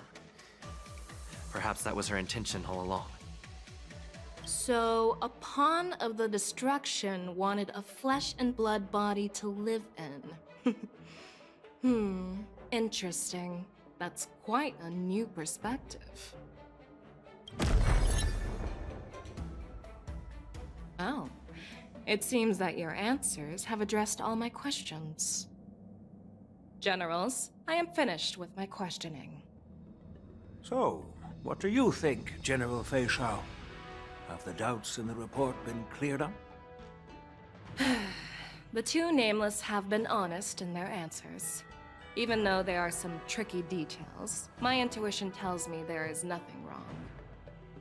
However, the 3 questions I posed earlier were not just for the Nameless, but for you too, General Jingyuan. First, the disciples of Sanctus Medicus grew uninterrupted on the Law Fu, yet the 6 charioteers were not aware of it. That was a dereliction of duty. Second, you believed in the Stellaron Hunter's prophecy and entrusted outsiders to solve the crisis, even granting them access to the Plague Mark. That was a dereliction of responsibility. Third, you insist on holding the war dance right after the Ambrosial Arbor crisis, putting the Lawfu back in the spotlight. That is a dereliction of wisdom. Merlin's Claw. Is this your line of thinking, or the 10 Lords? From the moment I walked in, I made it clear that the questions I'd ask might not reflect my actual thoughts. The disciples of Sanctus Medicus were deeply rooted and had been plotting for a long time. I admit it was my negligence for not noticing it earlier. As for the Stellaron Hunter's prophecy, I didn't believe all of it, but in the end, the Law Fu did survive the Ambrosial Arbor crisis. So, I think it's safe to say that Elio's prophecy about the future holds some merit. And as for the war dance, do you think I'm unaware of the risks? However, risks can also be opportunities. The Law Fu has lain low for too long. I believe it's time to stir up the dregs hidden in the depths and wash them away once and for all. Just as I expected from our sophisticated divine foresight. You have a way with words. I like it. But, unfortunately, ever since the report was submitted, the Alliance has been filled with rumors and speculation. Even within the Lawfu, there are people accusing you of neglecting your duties, resulting in the Ambrosial Arbor's resurrection. So what are your thoughts on all of this, General Fei Shao? As a fellow Arbiter General, I fully understand the difficulties of this position. Personally, I think all these rumors are meaningless drivel. Across the sea of stars, the divine foresight knows better than anyone else what happened on the Lawfu and the meaning behind it. Just as what happened on the Xianzhou Yaoqing recently. You mean the Xianzhou Yaoqing is also... The scouts of the Verdant Knights have sent back reports that Borisin are making trouble again. The Borisin packs that were once divided and scattered have started swallowing each other up, forming larger and larger packs. Moreover, there's an entity named Mongus behind it all. An entity? According to the report, this entity isn't actually a Borisin. It's a woman claiming to be the messenger of the Master of Immortality. She's described as having 12 faces and 12 pairs of fangs, as cruel as poison and as elusive as quicksand. The Borisin believe she'll give them a chance to rise again. That's Ventilia. That's right. You're lucky that I'm the one who came this time. If it were the Patina Justice or the Seer Strategist, this conversation might not be so friendly. I've always had faith in my instincts, so I don't doubt your good intentions. But the Alliance has its fair share of questions and doubts about the Lawfu. So, my plan is to come up with an acceptable answer to satisfy the Alliance. What's in this plan, General Fei Shao? General Jingyuan, you already know what has to be done. But since you don't want to be the bad guy, I'll take care of it for you. You need the final word from the Ten Lords Commission to quell any doubts. And for that, I'll have to ask the 2 Nameless to visit the Shackling Prison. No, I'm not imprisoning you. While you're there, I'll ask a judge in the 10 Lords Commission's Interrogation Division to record a detailed testimony with the karmic mirror from both of you. We'll fill in the gaps that weren't covered in the report, and silence any protests within the Alliance. I'm okay with that. Your willingness to help is truly heartwarming, youngsters. Then, as the Merlin's Claw requests... Oh, there's one more thing. This testimony is for silencing the voices of opposition within the Alliance, but I would like to urge General Jing Yuan to listen to the pleas of the Foxians on the Xianzhou Yaoqing. So, you are here for Hulei. Exactly. Hulei is locked up in the Luofu's shackling prison. Since he is the broodlord of the Borison, I want to transfer him onto the Xianzhou Yaoqing and imprison him there. The recent movements of the Borison suggest they're planning something big, so we must act preemptively. It makes sense to have the Foxians keep an eye on their arch-nemesis. Since you trust my judgment, I'll repay that trust. What do you think about all this, General Huayan? I was worried this would turn into a heated argument, but it seems like both of you are on the same page, solving each other's problems. I couldn't have asked for a better outcome. And as for Hulei, I'll send my Lieutenant Zhao Chou and Moza to check on his condition in prison and ready him for transport. If there are no more questions, shall we get this started?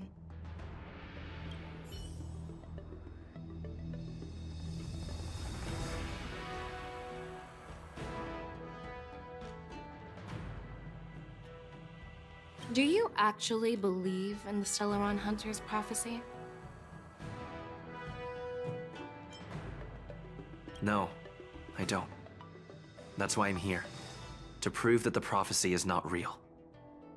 I understand.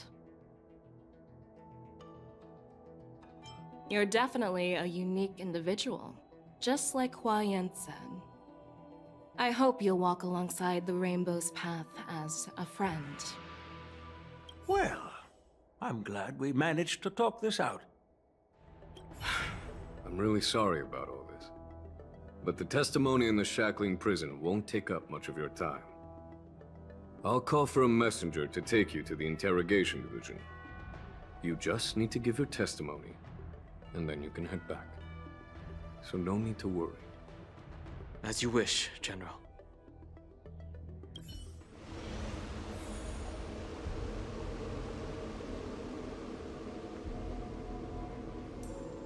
As General Jing Yuan requested, everything is prepared for your arrival, and I am here to receive you.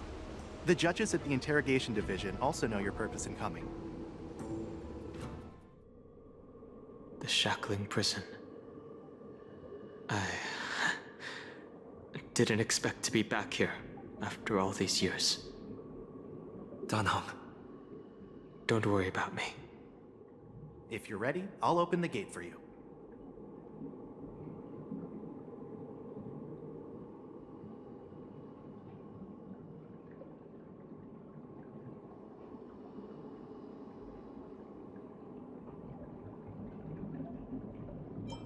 Well, technically, the shackling prison is spread out across multiple delves, and the ancient sea is just where they overlap.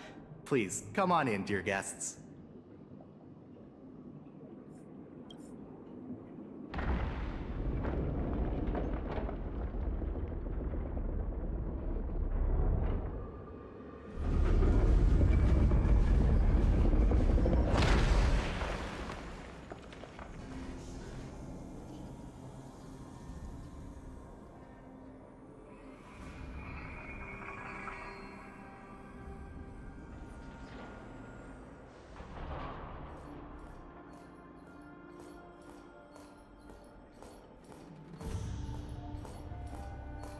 What are you looking at? The shackling prison on the Luofu is completely different from the one on the Yaoqing. It's completely underwater. Whether it's in the clouds or underwater, Breaking free would still be a piece of cake for me. Still thinking about your old jailbreak tricks, huh? Forget it. You're free now. Just don't do anything stupid, or the judges will throw you back in there and lock you up for a few hundred years. You'll see me again in just a few days. Taking Hule back to the Yaoqing means a lot to the Foxians on the ship, and to the General herself. So stay alert.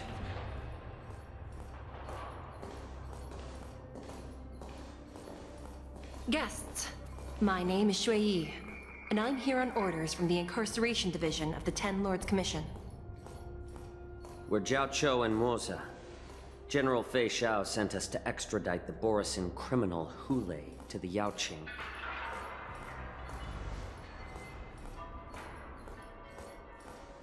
We're here to inspect the conditions of his imprisonment and make preparations for the handover and transportation. I assume you've been briefed, Your Honor. Your visit request has been approved. I'll be your guide for this trip. Prisoner Hule, the warhead and brood lord of the Borisin abominations of abundance and the arch-nemesis of the Foxians, is responsible for 2,123 wars of aggression and countless associated crimes. Due to his heinous acts, he has been imprisoned in the depths of the Shackling prison and subjected to the punishment of the Forest of Swords until the end of time. He shall never be pardoned. No need to repeat his crimes and sentence, Your Honor. He is the greatest enemy of us Foxians. The stories of his atrocities are used to terrify our children. I'm well aware of every crime he's committed. Let's move on to the next step. When it comes to visiting criminals, there are rules in place to ensure your safety. I know you've heard legends about Hule since you were children, but your knowledge about him is likely very limited. Only the judges of the Ten Lords Commission truly know what kind of abomination is locked up at the bottom of the Shackling prison. It has been centuries since Jing Liu, the former sword champion of the Luofu, captured Hule. And during all those years, we never provided him with any food. Yet he somehow managed to stay alive. It defies all the documented physical characteristics of the Borisin. The Forest of Swords, forged by the Punishment Division, is a device of intense torment, used to execute sinful abominations. Most Borisin die within 3 days in the forest, but Hule is different. Every time the blades pierce him, his body instantly heals.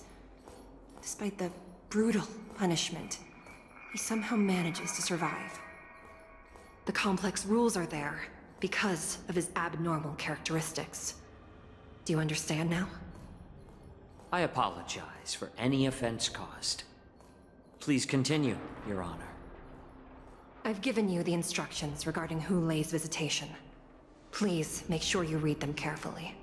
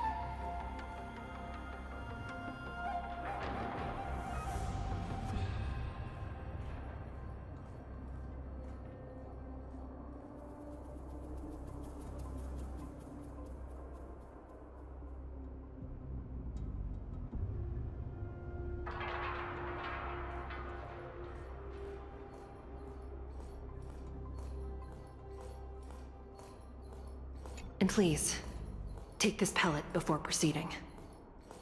No, I'm not taking random medicine. Then you won't be allowed to visit Hule. Just swallow it already. Hule is like all Borisin. He can release a pheromone called lupatoxin that induces fear. Thousands of years ago, we Foxians were enslaved by the Borisin. Not because we were naturally weaker, but because of their lupatoxin. This pill is for our own mental well-being. I understand. I knew you were a reasonable person. Now that we've taken the medicine, let's proceed.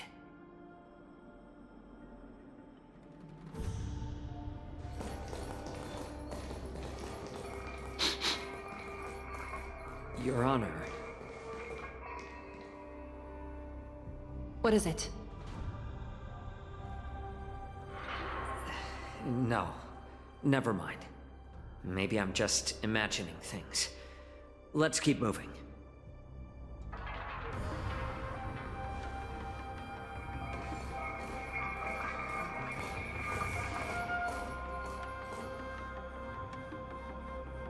Here we are. Her Honor hasn't arrived yet. Please wait a moment. This place... it's still as cold as it used to be.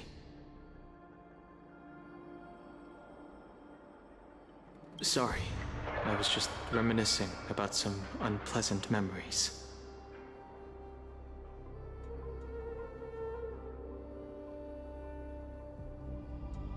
Thank you. It's all my fault that you were involved in the Xianzhou's problems. You shouldn't have to see the inside of the shackling prison. I'm so sorry. I wish I could show you the real sights of the Luofu.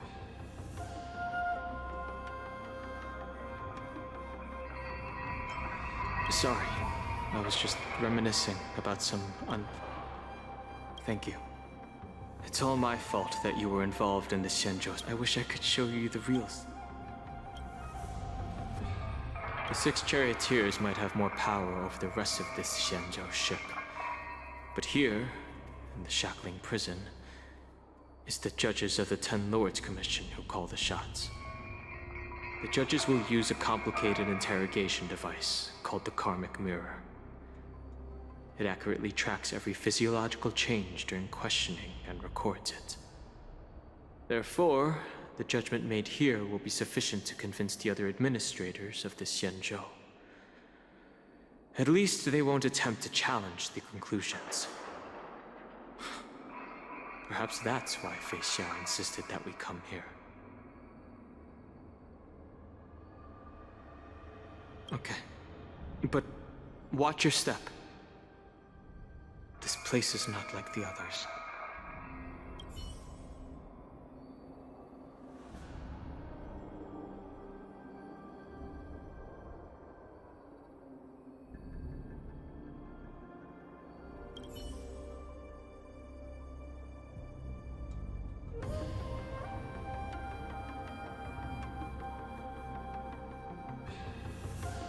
Welcome, dear guests from the Express. Judge Hanya of the Interrogation Division. We've met before.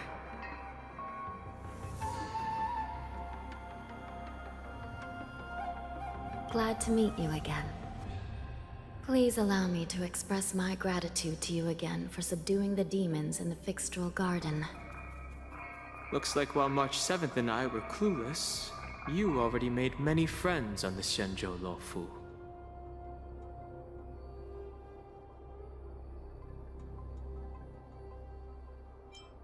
Even though you and I have met before, we can't show any favoritism under the 10 Lords. So, please do as I command as we head to Scrivener Hall and beyond.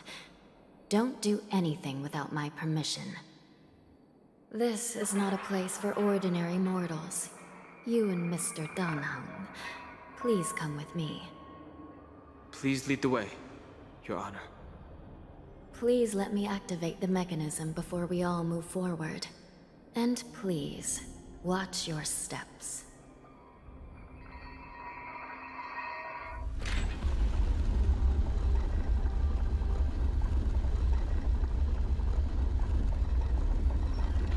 Be very careful and watch your step as you make your way through.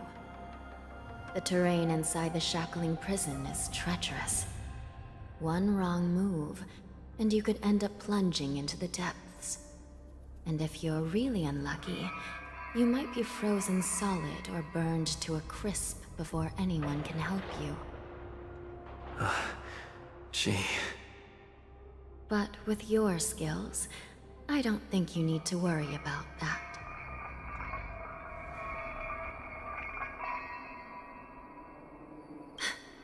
You're funny. This prison does contain many layers.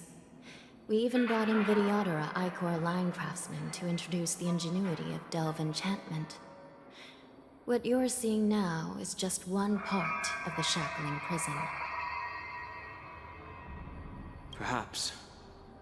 Judging from the appearance, much of the architecture in this prison has a Vidyadoran style. So, perhaps they did have a hand in building this place back then. As for how many floors there are, well, not even us judges know for sure. But there's a legend among us judges that a short-life prisoner once tried to escape, but ended up falling into the depths. And when we found him at the bottom, he was already an old man on the brink of death. Did he spend his whole life falling? Or did some long-life prisoner drain his life essence? We'll never know. Anyway, please don't try anything like that. Please, come this way. I heard the war dance is about to be held in the mortal world. I remember watching a sword duel at the war dance with my sister when we were young. The Cloud Knight, who was the Luofu's ringmaster, was an amazing swordsman, and their sword flashed like lightning. The Outworld Challenger had fiery red hair and a hand made of steel, which roared like thunder. They battled for a long time before a winner could be declared. Time sure flies. Now, both my sister and I are residents of the Netherworld, and we will never again feel the thrill of a competition. Are there a lot of people in Starskiff Haven due to the war dance? Sounds amazing. It's a shame I'm too busy to attend. But even if I could, I'd probably just scare people off with my current appearance. Let's get going then. It's freezing. This place is filled with the cold air from the northern peak of the polar delve.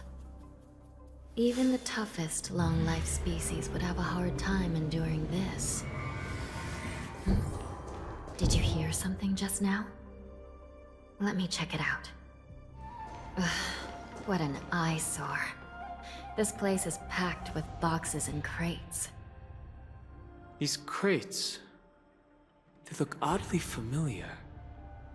A few days ago, the Spiritfarers received reports about an IPC transport ship that was attacked by Borison.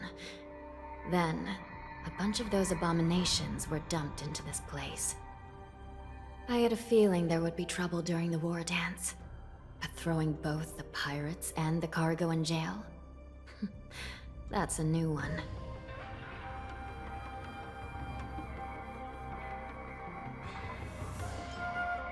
I heard the Intelligentsia Guild crafted something dangerous. We have many records in the Hall of Karma about these wise ones. They love to tinker with forbidden technologies, always trying to push the limits of ingenia. I caught a glimpse of the mechs in those crates, and they bear a striking resemblance to Borison. I wonder what they're planning this time. Well, business first. Let's keep moving.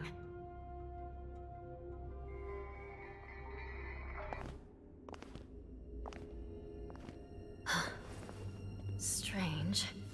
I don't remember checking the containment facilities a second time.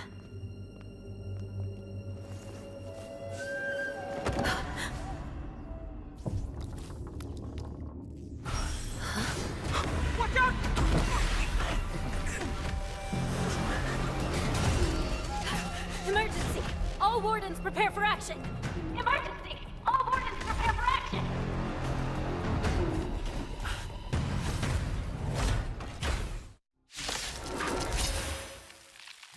What's happening here? Why are these things moving on their own? Something is wrong. The guards aren't responding. Don't worry, it's just a script. Dead return! Again? This thing is going wild, just like a Borison.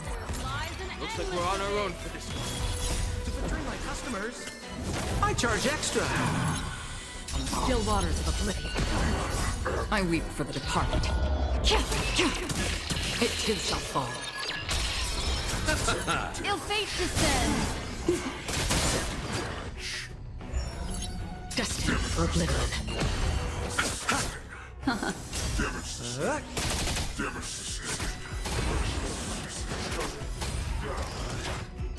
Mind your manners.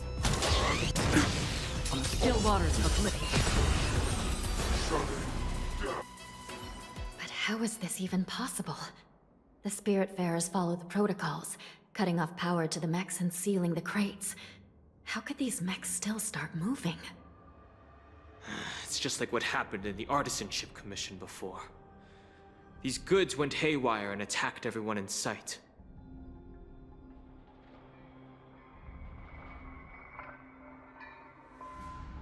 The Alchemy Commission members examined them and found some unusual structures within. These things showing up in the shackling prison can only mean one thing. A prison break. And whoever delivered these goods clearly wanted them to go through the Xianzhou's strict inspection process to show the Skyfaring Commission and Cloud Knights how dangerous they were. They wanted these mechs to end up right here, in the shackling prison. If these things already started taking action while nobody was paying attention, then the whole prison is in trouble, I'm afraid. And to make things worse, another group of visitors just entered the depths of the shackling prison. The messengers from the Xianzhou Yaoqing. And the prisoner they came to visit might be the target whom these wolf-shaped mechs were delivered here for. If that vicious beast manages to break free, it will be a catastrophe for the Xianzhou Luofu.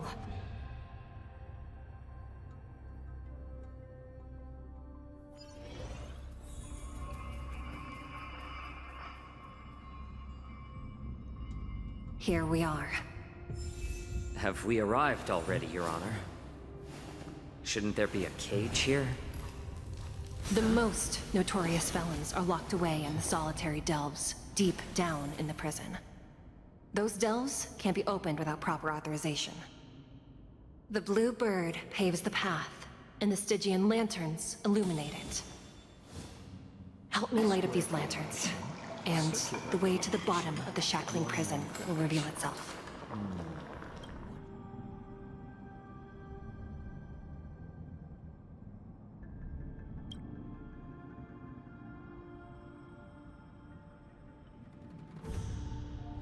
I've given you the diagrams for lighting the lanterns.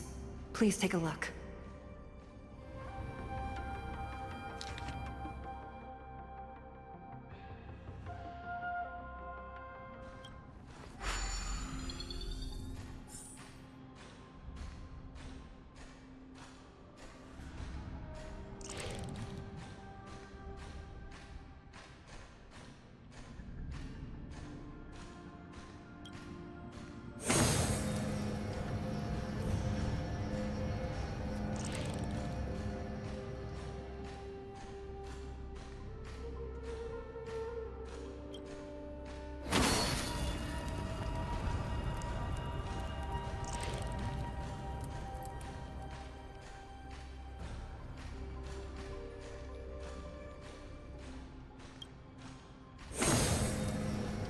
It's better to use your brain and save your strength.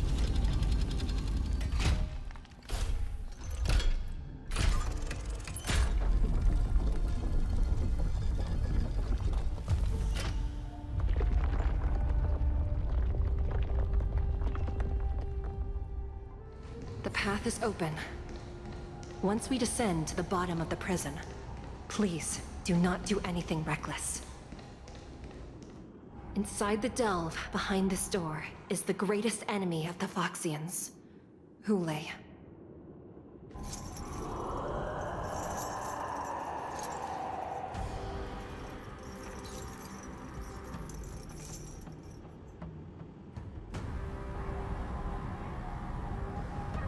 According to custom, envoys from the Yao Qing visit the Xianzhou La Fu once every century to check on this abomination's imprisonment and condition. Even though the Ten Lords Commission sentenced Hule to the Forest of Swords, suffering every day for the rest of his life, I understand that the Yao Qing messengers want to see him dead. Unfortunately, for the past 7 centuries, they've had to return disappointed, because this beast simply can't be killed. If we can use his toxin to create medicine and save an innocent life, it might help balance out some of the sins he's committed.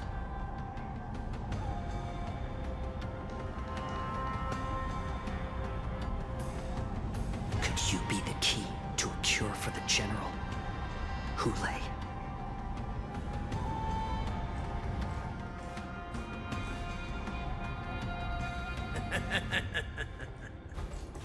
And once again, the envoys of the Yao Qing will leave disappointed.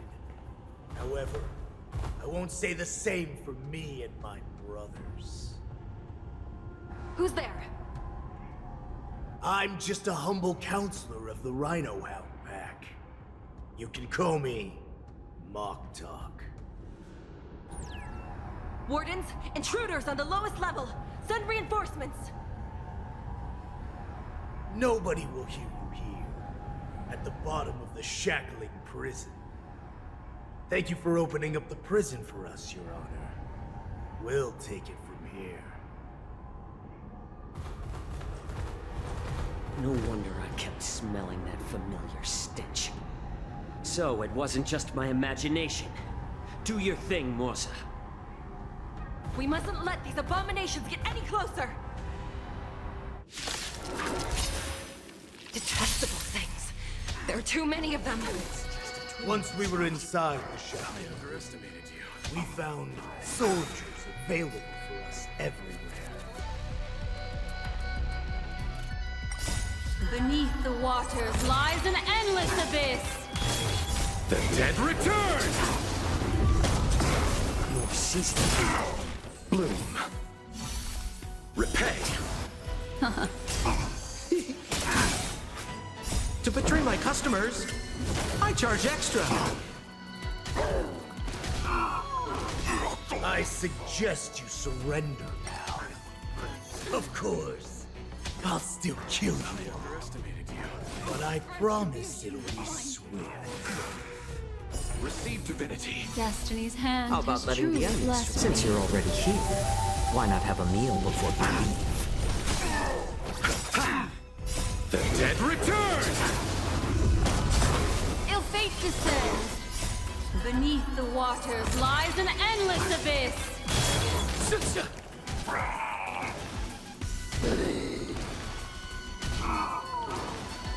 A little more heat.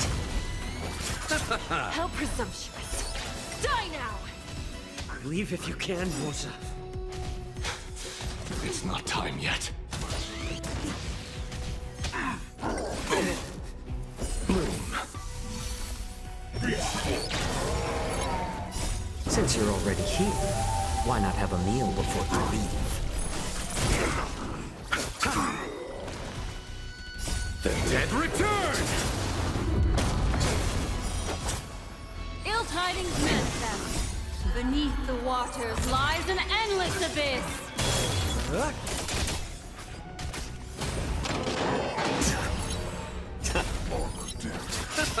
Ill fate descends. To betray my customers, I charge extra.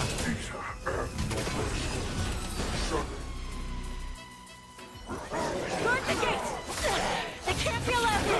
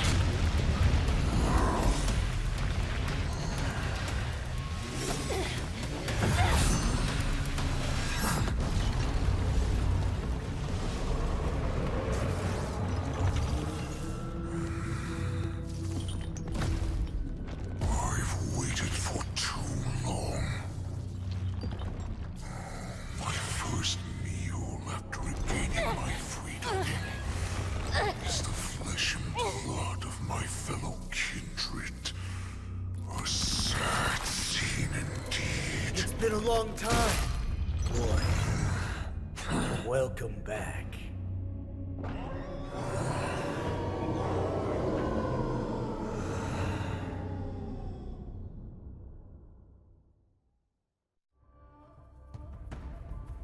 How many times has the old verdant home spun around since our last hunt? Duran's whelp, tell me your name. Oh, great Hule, nemesis of the Foxians, and the hunter of all beings. I'm Moktok, a humble counselor of the Rhino Hound Pack. I am only one insignificant heir spawned from your bloodline. It's been at least 7 centuries since you led our pack through the hunting grounds of the stars. I'm thrilled to see that you are as cunning and skillful as ever. 7 centuries. 7 centuries have passed. But why have Duran's whelps grown to look like this? Tell me, Moktok, why have you grown to resemble our most despicable slaves and enemies, the Foxians? I've been commanded to release you from this cursed prison. It is Senjaya's will. That's why I had to take a magic pill, don the skin of a lowly beast, and play along with their hypocrisy. Since you have an escape plan, tell me, what's our next move to get off of this ridiculously large ship? My brothers and I will lock down this prison, trapping the prison guards inside. This will buy us some time. The rest of my crew, who are undercover like me, will secure the vessels for our escape. According to the plan, we only have a tight 2-hour window to get out of here. Originally, I intended to carry out the plan tomorrow, but they're planning to transfer you to the Xianzhou Yaoqing now. So I seized this opportunity to set you free. What a reckless plan, you idiot!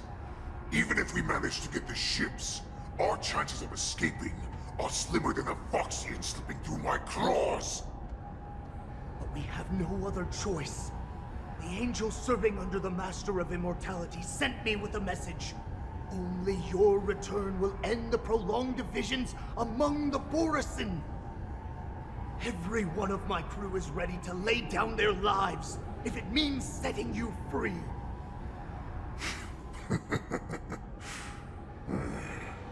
A sneaky weakling like you is actually showing some reckless bravery with this plan. Fine. You'll get what you want. And all of Duran's whelps will too. Well then, my lord. We should leave now. Before we go, give me one of those magic pills. My lord, will you seriously want to don the skin of a lowly beast? That would be a disgrace to your greatness, my lord. You idiot. Greatness means nothing without freedom. Once I get out, I'll need a disguise that won't raise any suspicion. As you wish, my lord. Is that Foxian slave my meal? No, he's an envoy from the Xianzhou Yaoqing. I plead you to endure him a bit, my lord, as he's more valuable as a hostage. Take him, guys! Time to move out!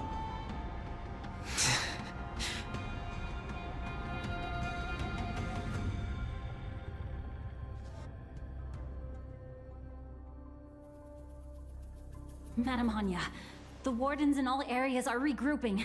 Those Ingenium enemies are wandering around and causing heavy casualties. And to make things worse, those iron wolves broke open the cages and let the criminals out! We've called for backup, but it seems like all communication is jammed. Let's preserve our strength and first take down the isolated prisoners. By decree of the 10 Lords, all prison breakers and intruders shall be apprehended, dead or alive. Just a short time ago, the nether key mechanism was activated. It was probably Madame Shui and the Yaoqing messengers, heading to the bottom of the prison. Given the situation, I'm afraid that area is exactly where our enemies are targeting. We mustn't let that vile beast escape from its cage. We've gathered all the prison guards who can still fight, and we'll split up and secure each floor. Go! Those intruders are quite bold. They must have been planning this for quite a while. Indeed, but Borisin tend to favor direct and aggressive approaches. Crafting careful and precise plans like this is simply not their style. Let's focus on the current situation right now. Please help me.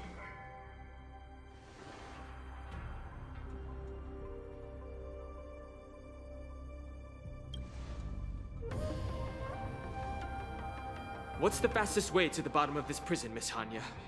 If we don't get there quickly, we'll soon be outnumbered by all the enemies inside.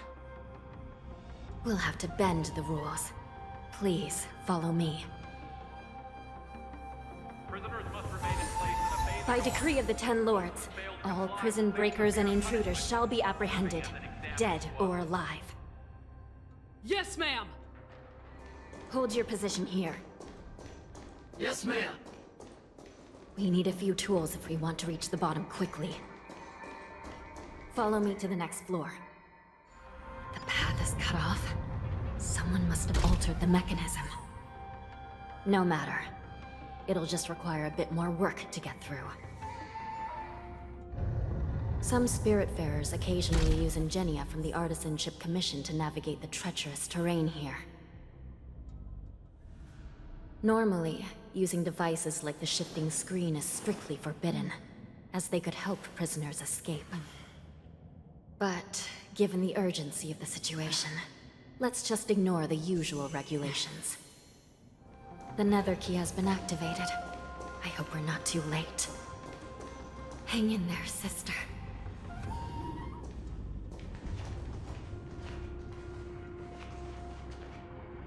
Looks like there was a fierce battle here not long ago.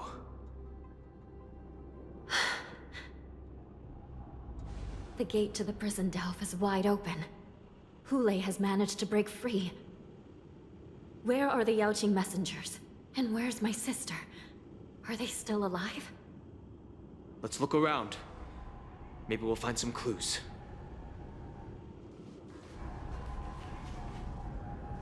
Xueyi is here.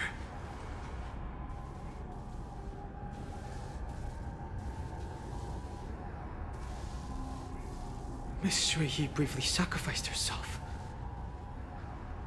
My condolences, Miss Hanya. Condolences? Well, that's unnecessary. You misunderstand.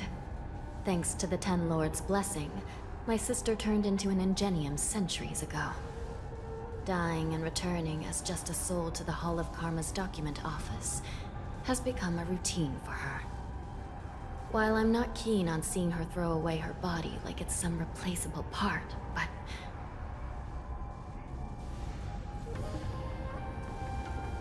By the way, have you seen bodies that might be the Yaoqing messengers? One of them is a Foxian wearing exquisite clothes, and the other wears a dark cloak, like a fugitive. No. I haven't found any Foxian bodies. Only Borisin ones. So, the intruders and Hulei are holding the Yaoqing messengers hostage. This is the worst situation. With hostages in their grasp, the prison guards can't do anything about the prisoners. If anything happens to the messengers, the relationship between the Yaoqing and the Luofu could be irreversibly damaged. We must rescue the messengers, get out of here, and spread the news. We mustn't give up as long as there's a glimmer of hope.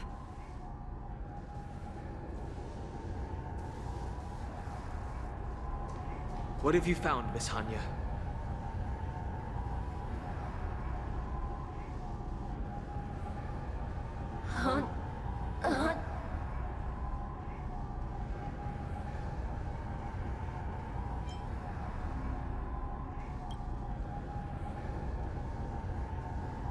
Reconstruct.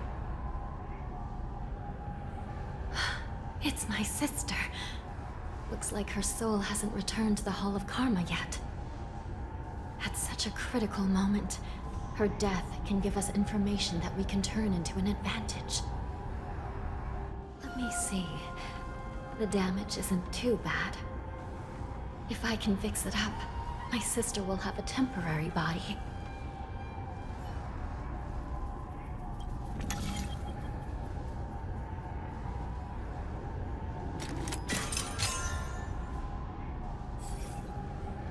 Hanya, I'm back. Welcome back, sister.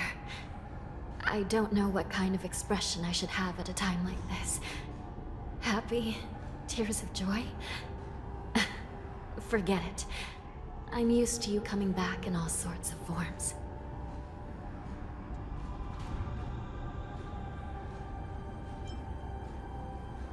Just don't let me be damaged again.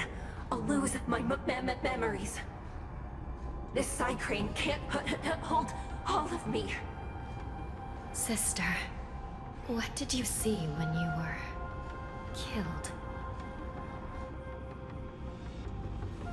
One of the Yaoqing messengers escaped, and the other one was taken hostage and brought upwards?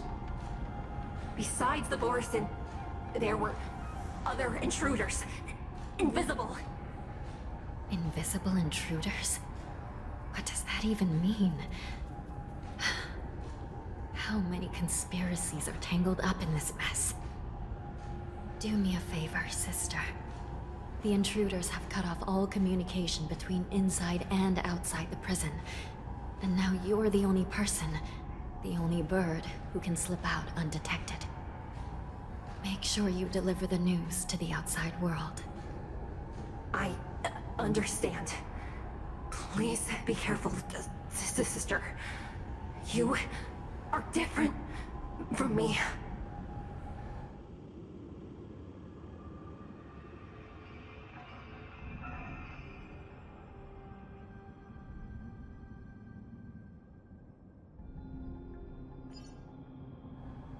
Time is running out, Miss Hanya. If we keep delaying, those Borison will escape from the prison. All right. If we happen to come across that Yaoqing messenger who got away... No. Stopping Hule should probably be our top priority. Wait! Something feels off. Something's approaching us. The invisible intruders? Watch your back! These abominations aren't prisoners from this prison. Another journey begins. Destined for oblivion. The dead return! Ill fate descends! I weep for the departed. It too shall fall. The prison management on the Lawfu is truly concerning. Who are you? Aren't you looking for me? Free will, or was it on the still waters of oblivion? To betray my customers, I charge extra. Beneath the waters lies an endless abyss!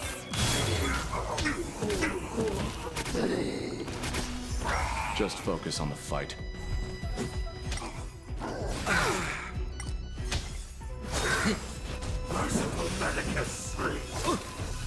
Destined for oblivion. I weep for the departed. It too shall fall.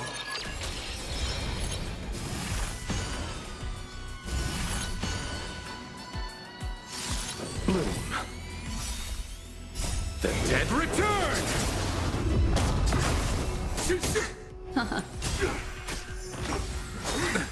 Nothing major.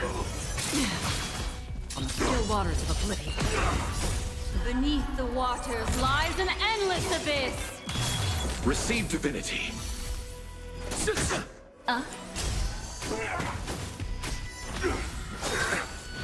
Bloom. Repay. I underestimated you. The dead return! To betray my customers, I charge extra. Destined for oblivion. I weep for the departed. It too shall fall.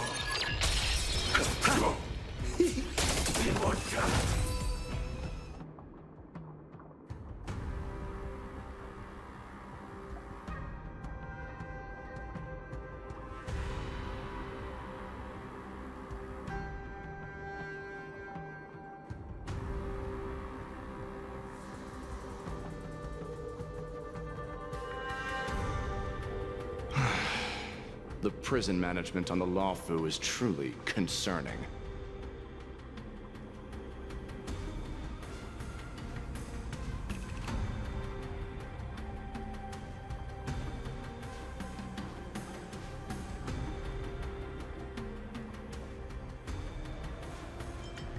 I prefer to be called the Yaoqing messenger who strategically retreated.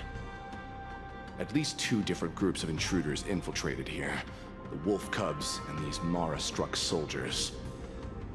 Their hiding technique, it's pretty similar to the winged mantle technique used by the Vidyadhara serving Kailorum Venti on the Yaoqing.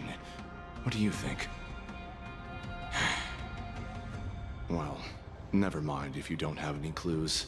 Now is not the time to exchange assassination techniques. I'm Waza. My friend fell into the clutches of that wolf. I was planning to escape and report back as quickly as possible, but now it seems... the prison on the Lawfu is a real maze, I must admit. Thank you for your help, Mr. Moza.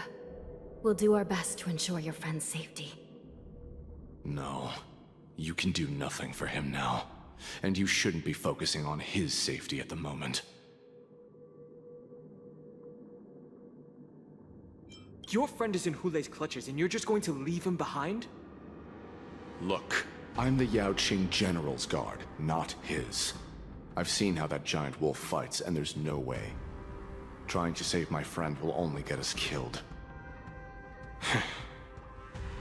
I don't know how you think, but I won't throw my life away for a lost cause. Listen up. I've been tracking these fugitives, and I know their next move. They're planning to seal off the entire prison to keep the outside world in the dark.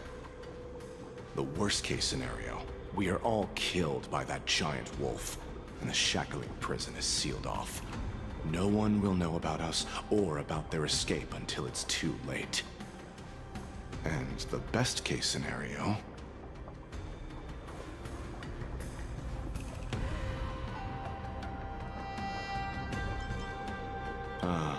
looks like we've got some clever minds here after all.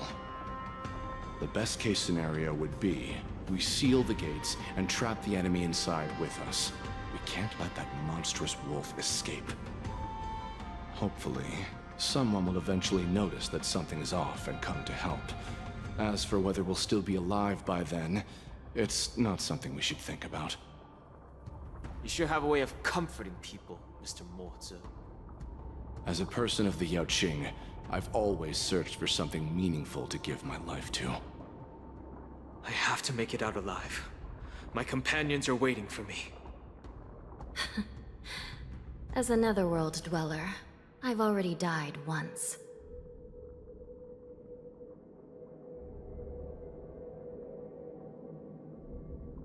Yeah. We won't give up. Not until the very last moment. None of you are part of the Ten Lords' commission, so sacrificing yourselves isn't the right move.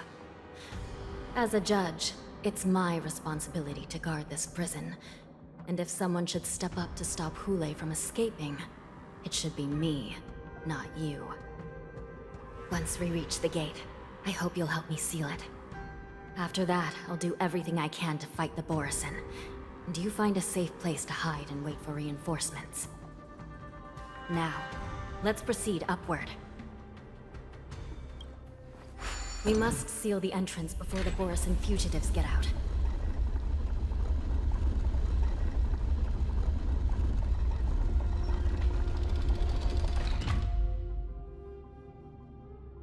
The prison wardens and mechanisms won't be able to hold them for long. Follow me. We're almost there.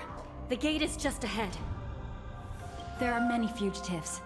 Please be careful, Your Honor. The fugitives are charging at the gate. Please be careful, Your Honor.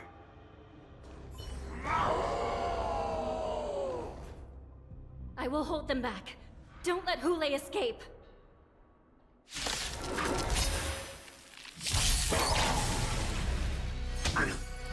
How familiar.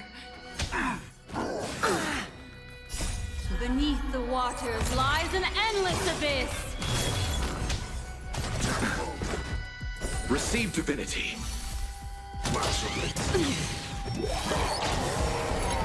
Still waters of oblivion. Bloom. Repay. The dead return! I weep for the departed.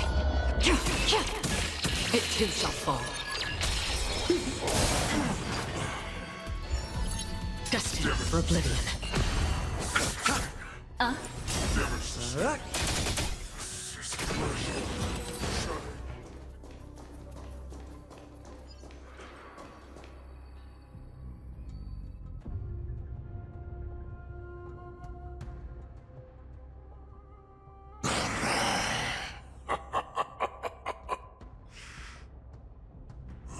This brings back such familiar memories. Memories of chasing, gnawing, and tearing. Oh, they're back. They're back. They've all come back. My lord, we're just one step away from freedom. As we pass through the gate, no one will be able to stop us. So this hostage is useless now. Kill him, Moktok. He's getting away. Do something, Jiao. It's just like the old days, you useless loser. Just do something! Maybe this Yaoqing messenger can strike a deal in exchange for his life. He can use his status to help us escape from the Xianzhou. What do you think, Mr. Jiao?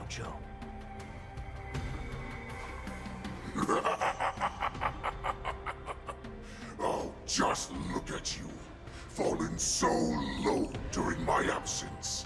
You're even negotiating with livestock. As far as I recall, no one from the Yaoqing would ever consider a deal with Duran's offspring. I've got to make this beast stay here. Whether it's for the sake of Fei Xiao or the Yaoqing.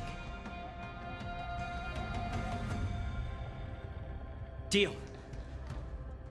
I certainly have more value alive. My identity, my knowledge of the Xianzhou, and my understanding of many things that your minions have no knowledge of. They'll all be valuable. Lowly beast. Muster up that pitiful tongue of yours and plead for what remains of your life. Speak up. I'm afraid you're unaware. The woman who defeated you, Jing Liu, she has recently returned to the Luofu. Your opportunity for revenge is right in front of you. My lord, this slave is talking nonsense. I've never heard anything about this. May I just kill him now? Silence, Moktok. And you, slave. From now on, you'll stay by my side. You'll only speak and move when I allow you to.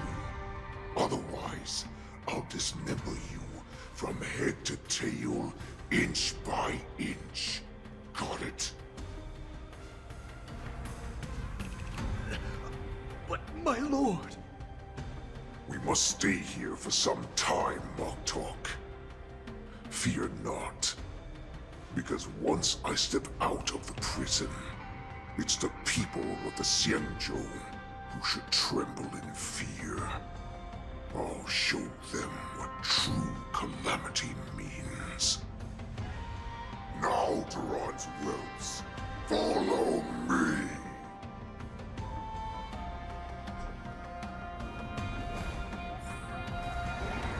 Prison guards, stop them! For our great Lord Hule!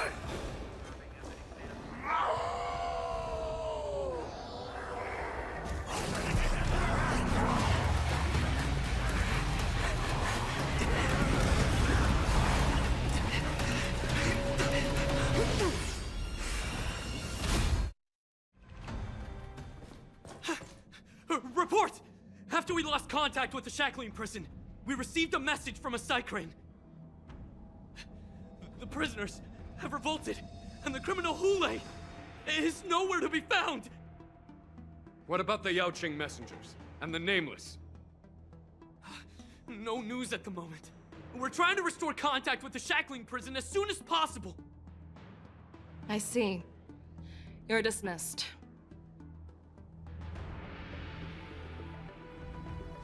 General Jingyuan, General Huayan. It's just as we suspected. The rise of the Ambrosial Arbor was not the end of things, but the beginning. The hand of the Ruined Legion has already sown the seeds of destruction. From this moment on, the Xianzhou Alliance will face an even greater challenge, from both the abominations of abundance and the destruction itself. If this is what they want, I'm always up for a challenge.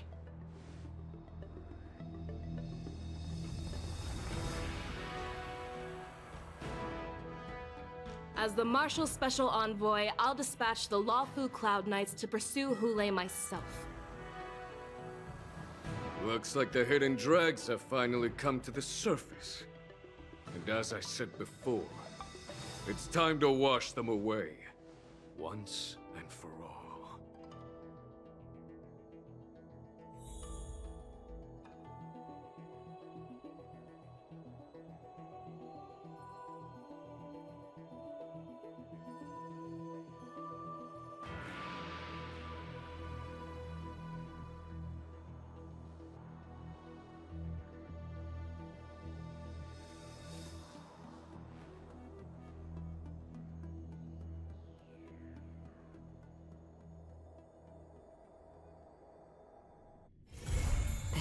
Haven of memory.